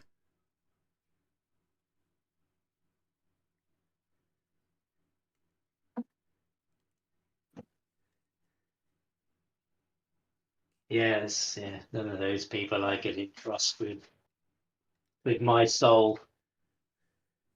That's for sure. So, you know, that's kind of a marker of how far you go with people. Well, I can remember, Kevin reminded us earlier, that Neil said that QE was the most Christ-like. It sticks in my head. These things. Out of all the flat Earth debate guys, Yeah. Yeah. The most How does Christ-like. that work? Yeah. Where the person you think is the most Christ-like is now a thieving, conniving bastard. Treacherous. Yeah. Yeah, treacherous bastard. Yeah, I mean, what does that do to your face? Yeah, and they even admit that QE's their mentor. He taught them. They don't realise that he taught them fallacious modus tollens. He taught them that he's developed this scientific method. And that there's only one.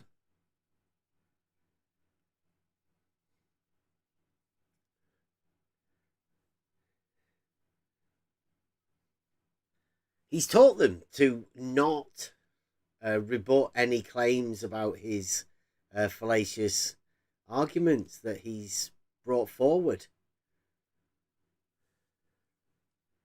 They've developed a method of not engaging with the people that question them. And they've got good at it. It's just that now Nathan's on an island and on his own, on the other side of a bridge that he can't seem to find.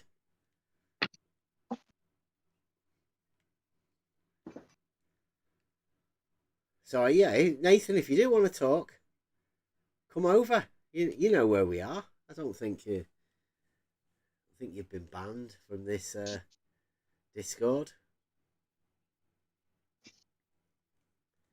You need content. Where's the future of Flat Earth? Whose hands is it going to be in? Is it in QE and Adam's hands, or is it in Nathan Oakley's hands? Just hand it over to Dave Weiss. He's Flat Earth Dave, right? That's who I think is the winner in all this. Definitely. Yeah. Yeah, he's just carried on doing what he does. Yep. He's not interested in any of the drama. He's not even interested that Nathan Oakley's telling everybody to unsubscribe from whatever. I think there's only going to be Dave left at the end of all of this. Yep. I can't see how Nathan's going to carry on. No, and they consider him to be insignificant. Anyway, why bother about Nathan? Who's he? He's got no numbers in comparison to them. Dave, for instance, the numbers and the engagement. So, Nathan's quite insignificant, really. And we know we're even less significant, but yeah, who cares about us? Yeah.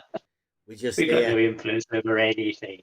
Yeah, we can talk like this, and we have been talking like this for years in this Discord, and it's been open for anybody to come over and have these conversations with us. A lot of people have been over.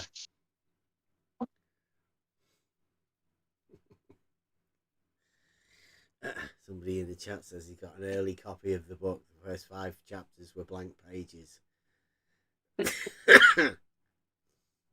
use them for toilet paper. Got a rash. There was somebody did put like a book of flat Earth proofs out that was completely empty. Had like a load of blank pages in it. I thought that was quite funny. Yeah, well, AI reminded Neil that he's when the book arrives, he's got this red pen waiting to go through it and mark, underline all the issues, and that's amongst flat earthers. That's how deep the faith in the book goes. See, that's They another already thing. know, I don't think they could put the book out because it would be so easily rebutted through AI. Not AI Overlord, the yes, 24/7 yeah, guy, yeah, but the actual yeah, AI. It'd just be eaten up by it. I mean, yeah. I hate to say it, but you could probably talk to AI and get that to write the book for Nathan. Much easier. And you could probably do it in a couple of days as well. Yeah. The whole thing's scripted.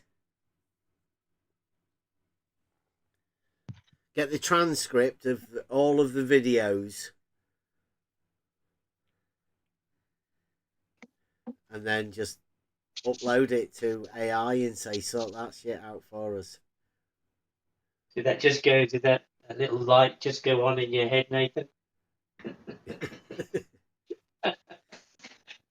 Yeah. It costs money, Shit. and it'd be It meaningless costs at us the end something. as well. I'll have the book out by Christmas. Yeah. I don't know how you'd like. I don't know. I have a website, Nathan. Has Nathan got a website? No. He's No only got a F.E.D. YouTube website, channel, right? That's it.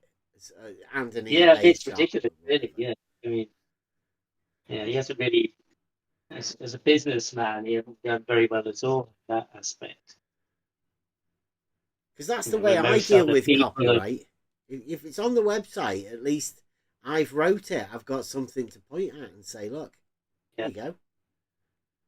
I did that. yeah. I mean, he hasn't even got a Rumble, a Rumble channel to do the swearing one. He do the blue version of F.E.D. Where he can get away with swearing and there's less censorship there. But a lot of people go. I mean, he should be streaming to all these platforms, making the most of it. Selling a few cheap old mics, is not really the way to go. No. Although he's undoubtedly earned a few quid and has kept him going. Yeah, I see. I've purposely not put a lot of the stuff out because I realise that you're dealing with disturbed minds in this. Yeah. People who are seriously affected by it. Like you literally heard the emotion that was going through Neil's voice, right? Yeah. He said he was in tears, and I can believe that. I can believe that Neil got that emotional about this that it brought him to tears. Yeah, I think these are more family than his family. And that, it's a bit like, his brother sleeping with his wife or something, Maybe it's that kind of level of emotion that he would feel, that this is his world, really. Well, they are willing to go to war for their false idols.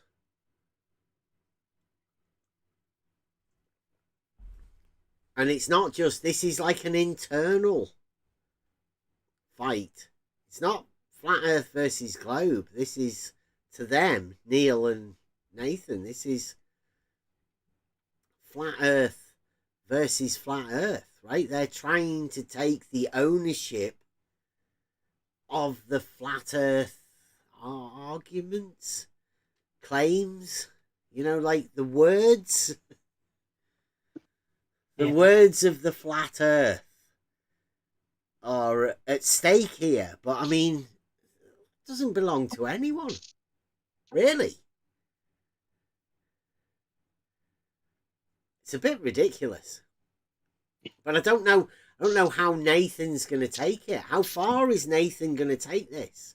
How aggrieved does Nathan feel that he is? Does he feel like he's got a right to this book that hasn't been wrote? It's just a I think that concept answer's in obvious, Ken's don't mind. you? Yeah, that answer's pretty obvious, I think. Well, the emotion's going to lead them. I don't know. How far can their emotion lead them? Yeah. There was talk that, you know, QE's offering Neil a fight, but he wants Neil to come and see him. Yeah, that's the majority. You come here and I'll beat the shit out of you. Yeah, I'm a bit hard up at the moment. Can you send me the ticket?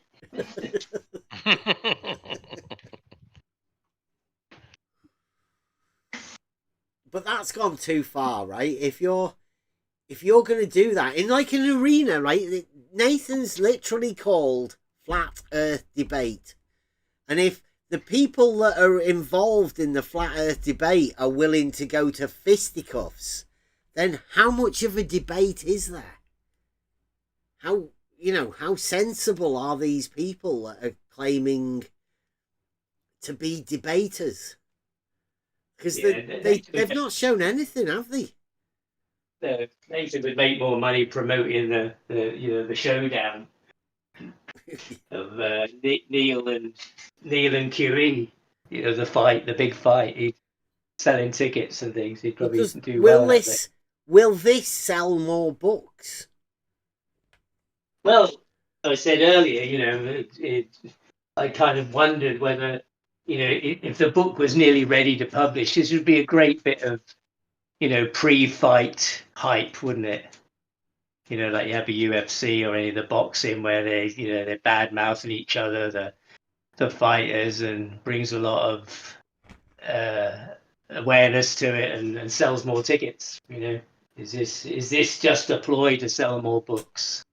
Get everybody talking about it. Well, I'll just write just in case that happens. Like they say, I told you so. It's been obvious ever since the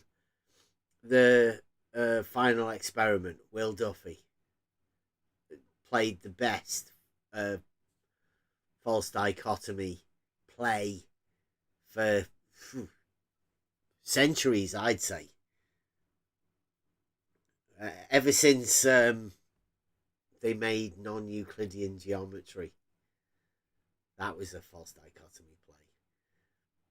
So ever since then, right, there's never been a better false dichotomy. Now, Will Duffy's gone. He's done his job.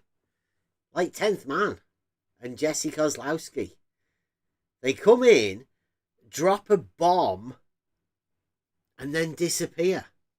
And leave everybody else to deal with all of the backlash. And the backlash so far has been that Flat Earth has been decimated.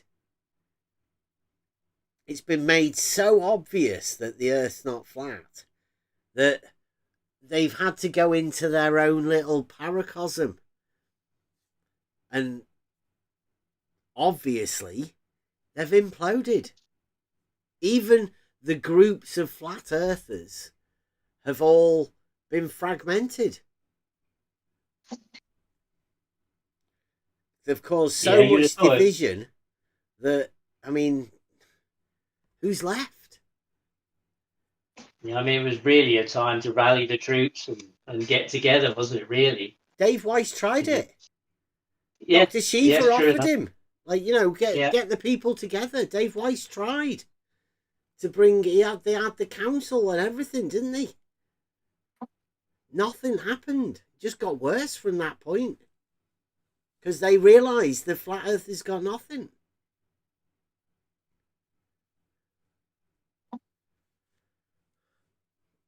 It's a shame, really, especially for the people that came into the arena with questions. You know, just to check out. Maybe there might be something.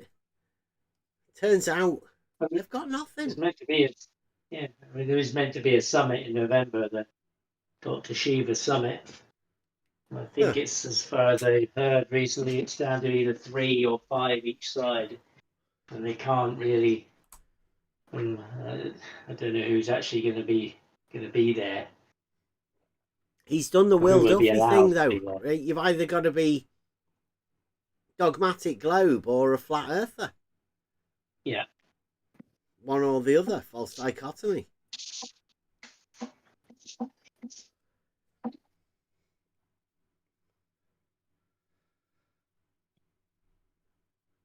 So, I mean, I don't know what's left. But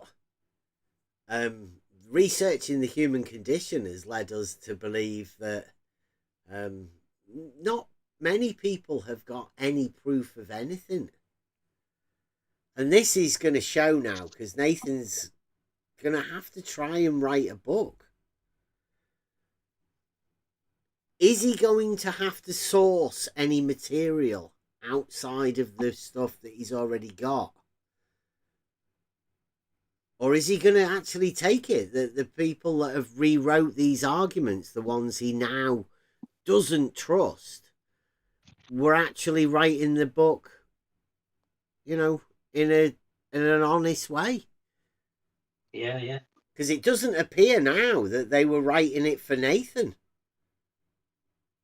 Sounds like that they were writing it for themselves. Or at least that's the view that they want to put across to Nathan.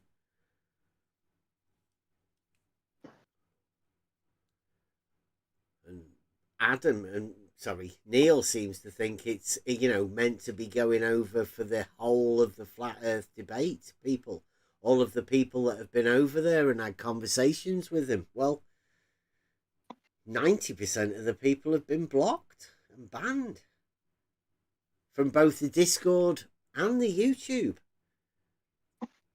So how honest is that, what Neil's saying? Nathan admitted that most of the material he gets is from what people have brought him. Yeah. But they've been like Says Buck that many times. Sodbuster, who brought the pitch data. He's been kicked out. He can't talk. Yeah. Can't even tell them, you know, the reason he gave them it. Yeah. I mean, we haven't really heard. You would have thought, God, that would be interesting. Yeah. Because he brought them the data, but then said, you know, it doesn't prove the Earth is flat. It would be interesting to hear him talk about, you know, why it doesn't, from his point of view. Because it's an aeroplane in the sky. It's got fuck all to do with the Earth. I guess. It's like an elevation profile. It's like, well, you know, the argument for that is, well, the graph paper's got a straight line on it. Therefore, you know, conclusion, the Earth's flat. We're using graph paper. Sounds ridiculous, but that's the flat Earth.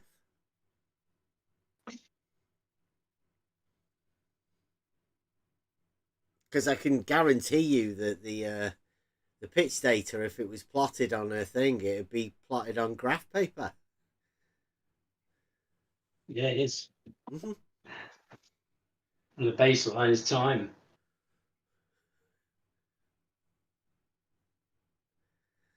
So, you know, any measurement, according to Nathan, that's a ridiculous argument. It's not even an argument. It's a ridiculous statement. But, you know, they're not capable of fielding the questions, and Nathan's now got to find a way to write a book.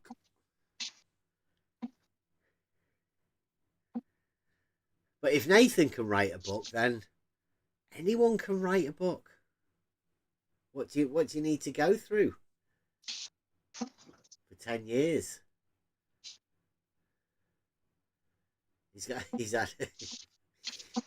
had a show called Flat Earth Debate, and he's saying there is no debate.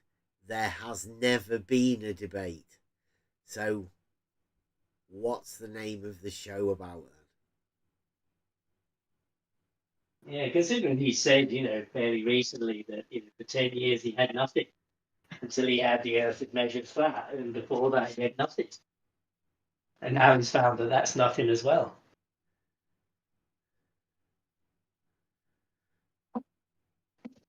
So, the first 10 chapters of the book will be I learned nothing in these first 10 years. Yeah.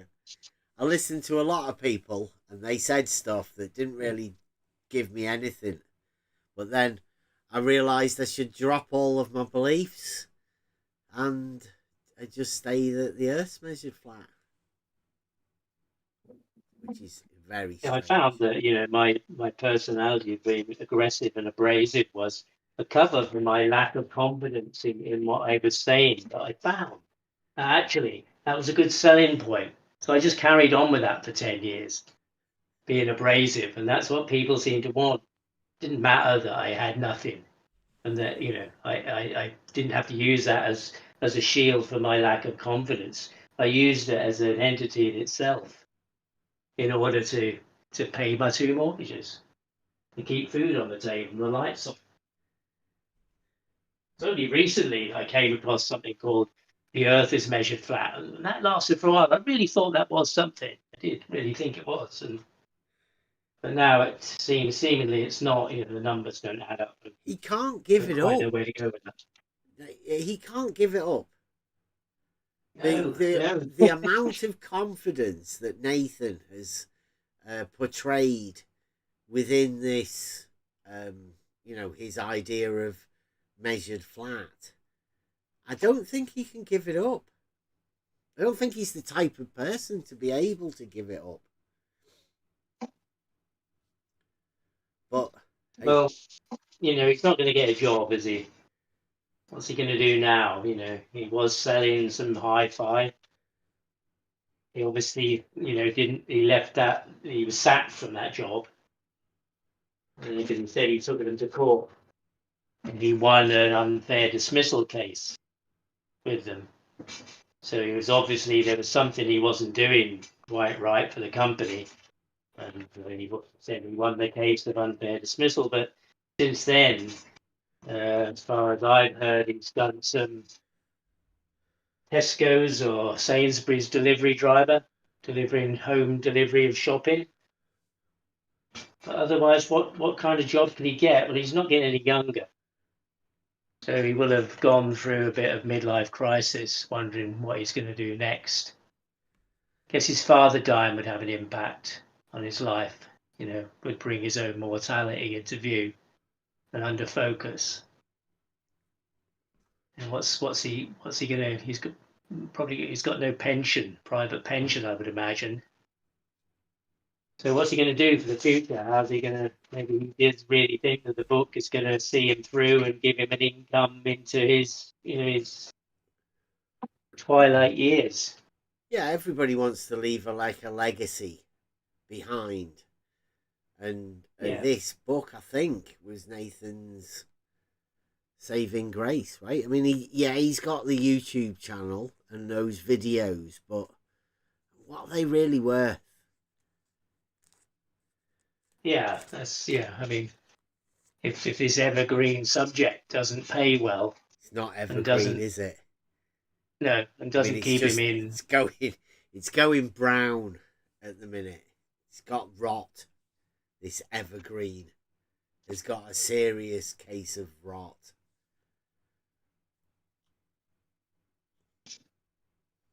Bit of mildew or whatever. It's not looking green anymore. It's in the autumn, let's say.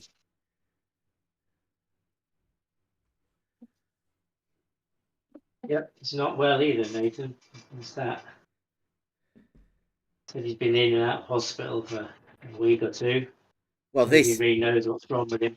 this sort of stuff, you know, stress has been not good for that. Yeah. yeah, you could say the last couple of days or whatever, but I mean, this has been building.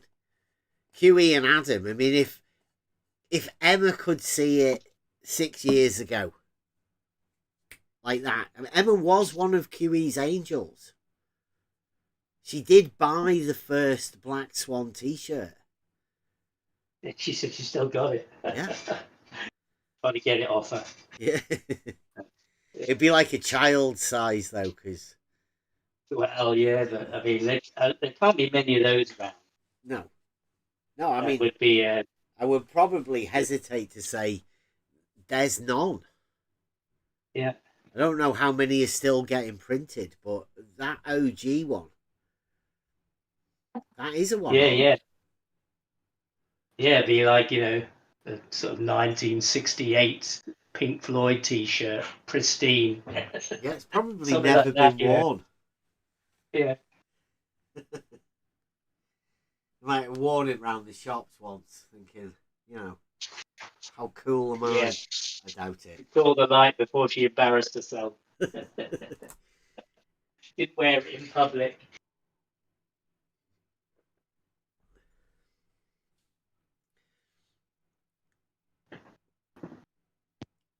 There's no way after what Nathan said about QE that he'll ever be able to write anything about the Black Swan. I don't think QE will let him.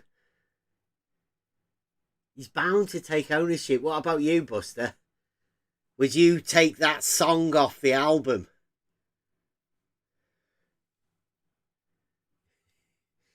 If that was one of your tunes, would you sort of say, you're not even having this in your compilation album, Nathan?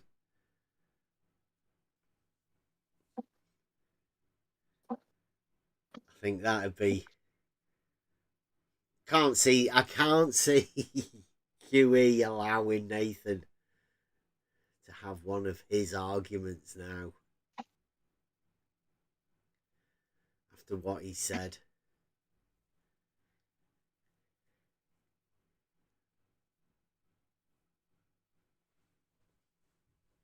But you never know. Nathan might just take it. I'm having it. He was in Flat Earth Debate.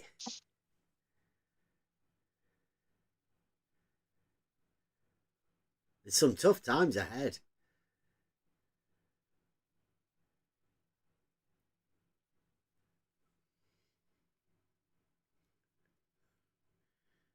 Call in 999. Hello, Ossifer. Yes, I would like to report a theft. What? My book. Well, it's more of it's being held ransom. They're wanting their names put on the cover before they give me my book back.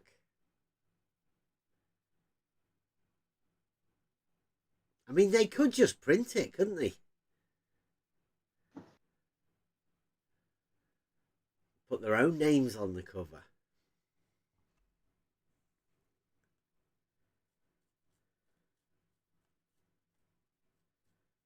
Yeah, it's a bit of a stalemate, really. I wonder what's going to happen. Yeah, it'd be interesting to see what QE and Adam's next move is.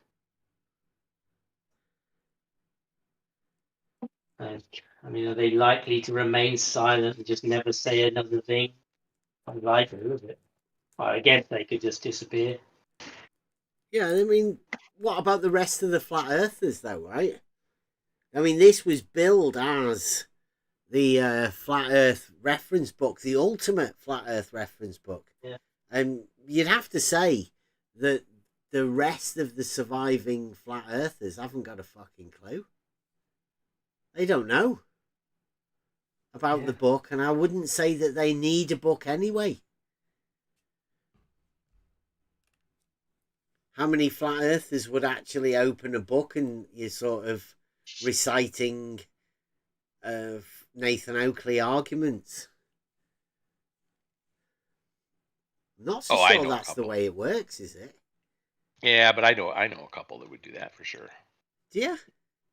Yeah. Yep. I don't. Some I people don't would. know anybody Some that would try and go to a some people would be debate and teaching it.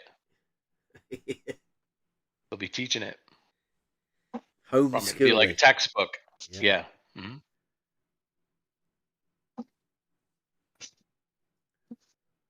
I think books are outdated now as well.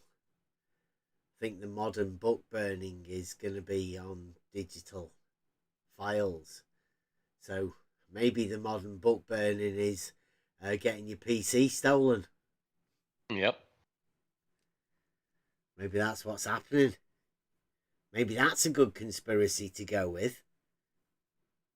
That it was just too, it was just too much for the public to take. So the Flat Earth Society members, QE and Adam, just had to take it off. I mean, that's a selling point, isn't it? The book that they tried to stop from being published. Flat Earth Society members infiltrated the Flat Earth debate crew for years, gradually gaining Nathan's trust to siphon off all of his Flat Earth knowledge, only to, take it away from him.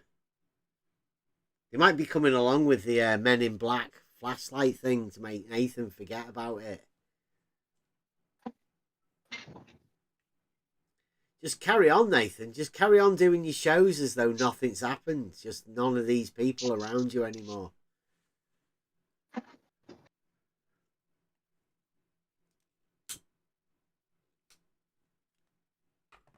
Talking about tweets that you did to Simon Dan years ago, imagining that they were debates.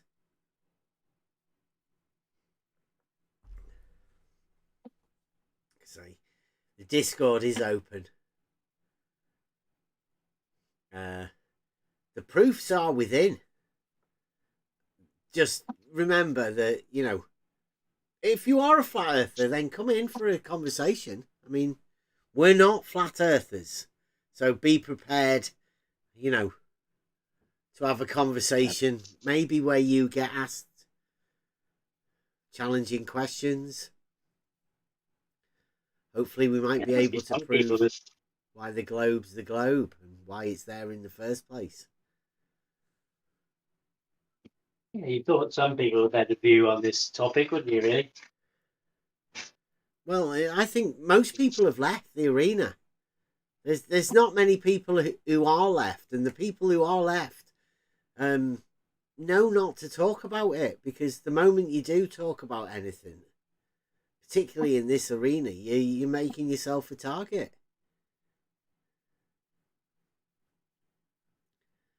Fight the Flat Earth has his way of targeting people. Other people have their ways of, labelling you so other people can do other things. It is 2025. This is social media. It's the way it goes. You're not going to get away from that. It's just that where do you go if you want to talk to people? We've talked to people who are, flat earthers that imagine that all of the Discord rooms are like cesspits where people just shout and bicker with each other. They're not all like that. This one isn't. But, have we got, was there anybody else that's come in? No.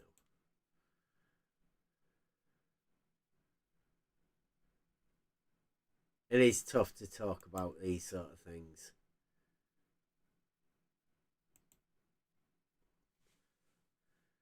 we'll get around to all of the other stuff that's going on. Just thought that people might want to know about this. Free for all Friday, isn't it? If any of you guys do want to come in and have a chat, it'll not be live. I very rarely record any of the conversations we have in the Discord anymore.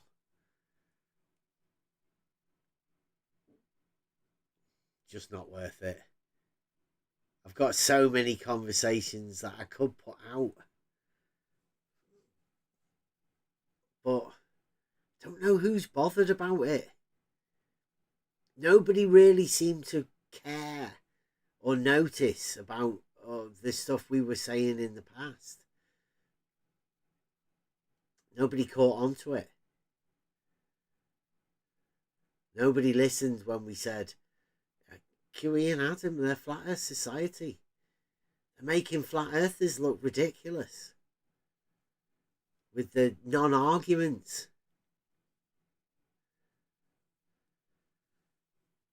There's geometric arguments that are available for anyone with an understanding. Luckily, say thank you, Emma, again, showed us the way to, to use logic in the most efficient way. We found the easiest way to interpret it. Try and, discuss it. And that's the way we did. We went with conversations that broke everything down to first principles and built back up from there. As such, we've got proofs from first principles. They're there for anybody to see. We've gone over them.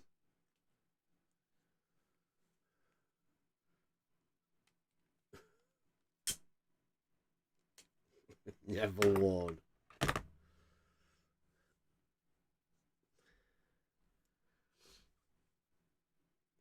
Emma's never worn the first ever printed Black Swan t-shirt.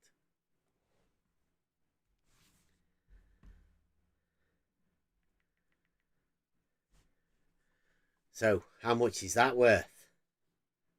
Is it added value or is it lost value? What's it worth?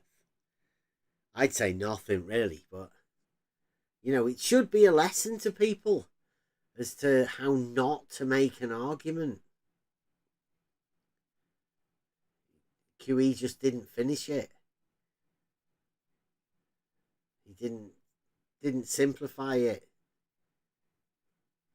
As such, he left it as a fallacious argument in more ways than one. The conversation's there to be had about it as well. Still, 6 years on.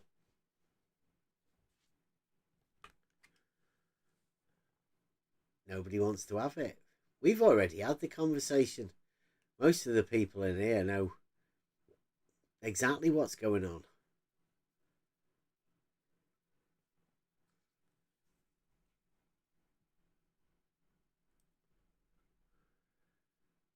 So hopefully, the few people that are listening, maybe it tweaks a few things going on. Maybe,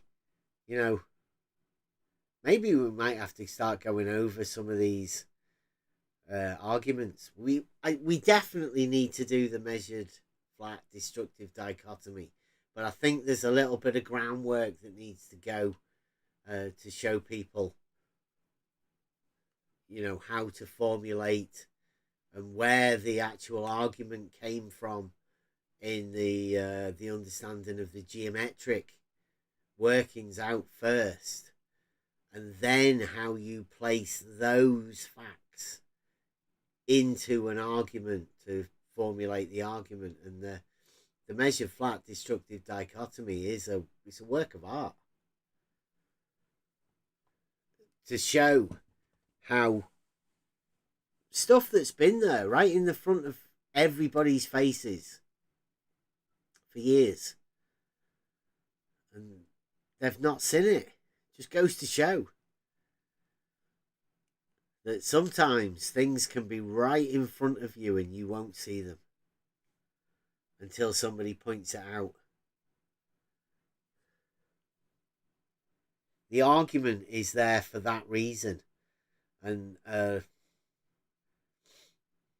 few people that we have shown haven't been able to deal with the complications in their minds, in their own heads, and they don't know how to deal with the argument,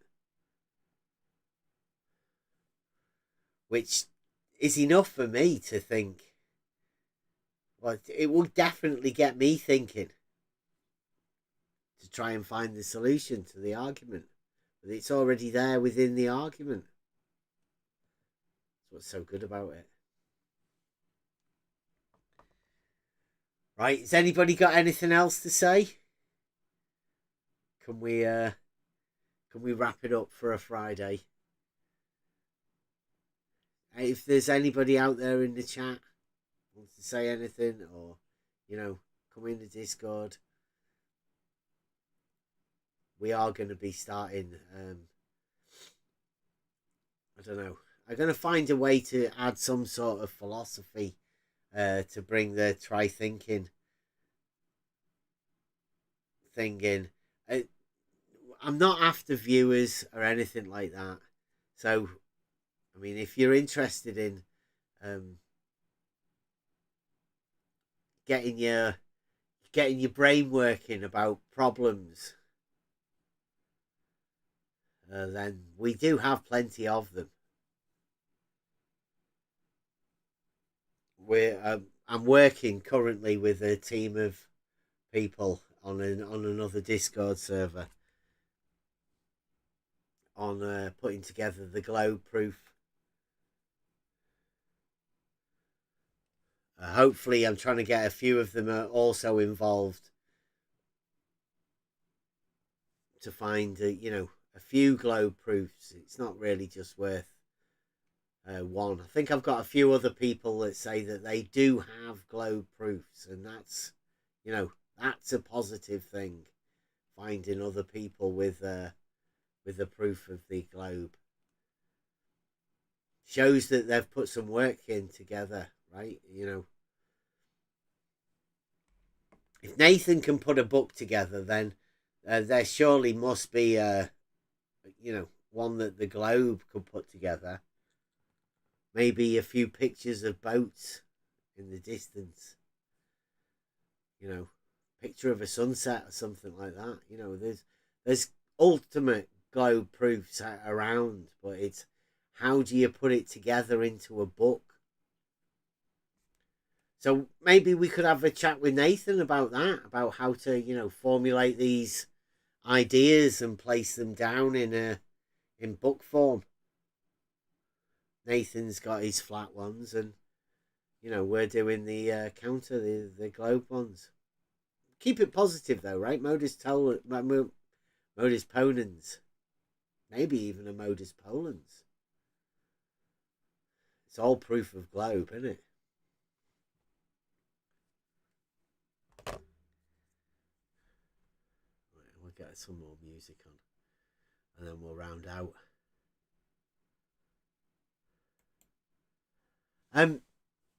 This goes to everyone that I guess that we've talked to in the past, pretty recently. Roger Ledwell, Nathan Oakley, Brian's Logic, Neil. Who else is there? There's not many others, is there? Wax, if you want to come over, this Discord is an open place for discourse. We've got the room we're in is called the Symposium. Symposium was where people got together to discuss things. Sometimes heated debate, but bickering won't be tolerated. There's no point in it. But if there's an argument to be made, then it's worth discussing it. It's worth going over it, because people can learn from those sort of things. there should be conversation. We are talking about reality. There's no problems if you have a different idea of it. We can still discuss it, talk about it.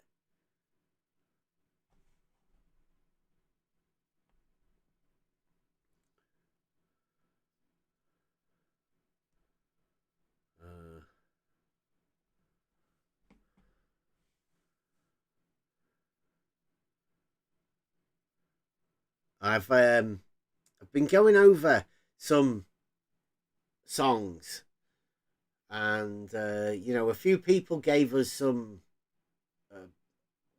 Bible verses that seem to relate to this topic. This is one of them. I think I wrote this hopefully that Buster may want to sing it at some point. I'm going to round out with this. Anyone got any words to say, or can I just sort of drift off with this song? Okay. Let me check. I need that. So no, that one. Close that brief one. Hopefully this should be working. And we'll see you. I don't know when. I might be going live again sometime soon. Most of the time, I think it's going to turn into me just talking and maybe going over some old stuff. But to be honest, I'm not really interested in the flat Earth stuff anymore. I've tried talking to flat earthers, and they get a little bit tricky to be talking about. So most of the stuff we'll be talking about is philosophy and the way the mind works, the way you gain knowledge, a priori, a posteriori. Go to that sort of stuff. Anybody wants to come and talk about any of that sort of stuff? Anybody's got any challenging stuff that make you think about stuff? Channel's called Try Thinking, and that's what we do. And we'll be back soon. This is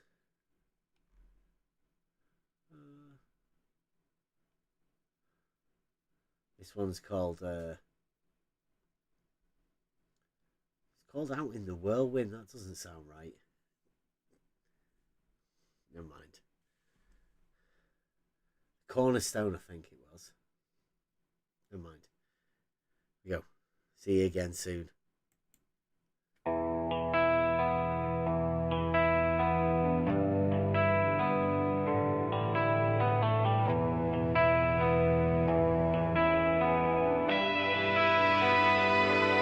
Out in the whirlwind, where the heavens unfold, God spoke to Job in a story untold.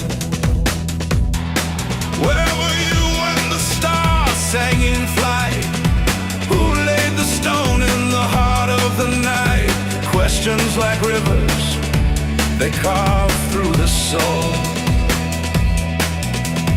Socratic echo that won't let you go.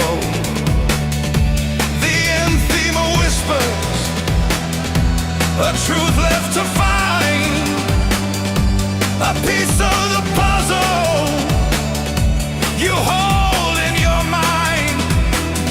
It's the silence that speaks, it's the spark in the dark, the start of a journey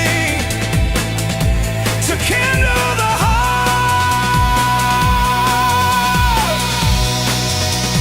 Lay down the cornerstone, start where you stand, seek the unspoken with an open hand. The logos walks with you, the way and the light, through the questions and shadows you'll find God tonight.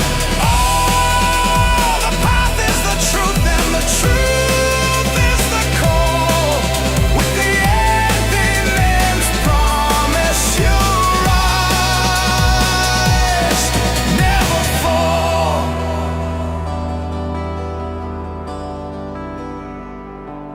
Job stood in wonder, his heart torn apart. God's voice like thunder, yet soft as a spark. Where's the foundation? Who measured the skies? The questions uncovered, the truth in disguise.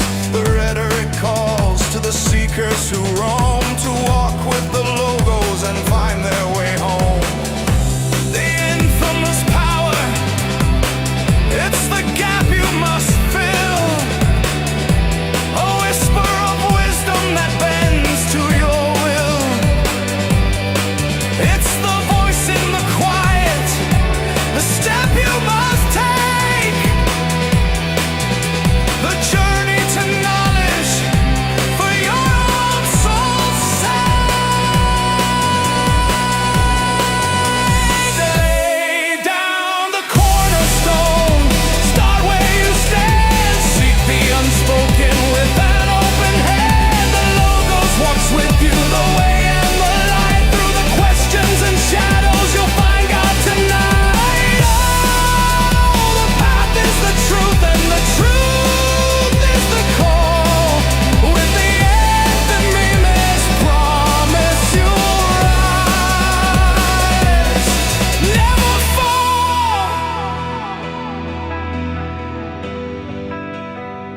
Every question's a stone, every doubt's a new road. The logos beside you to carry the load. Not in the answers, but the spaces between.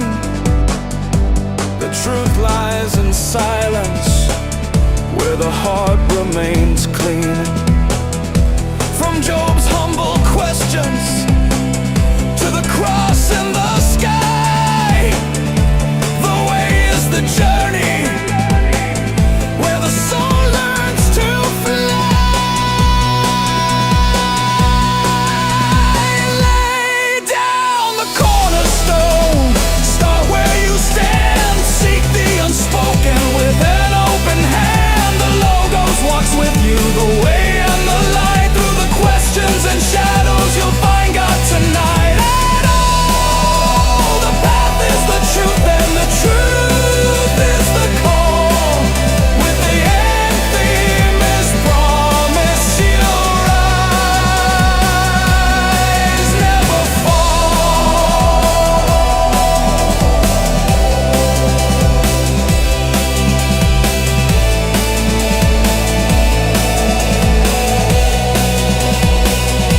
So ask and keep asking, let the questions unfold. The cornerstones laid in the stories retold. With Jesus beside you, the word ever near. The unsaid will guide you through the silence you'll hear. Lay down the cornerstone, let the journey begin. True knowledge awaits where the heart lets God in.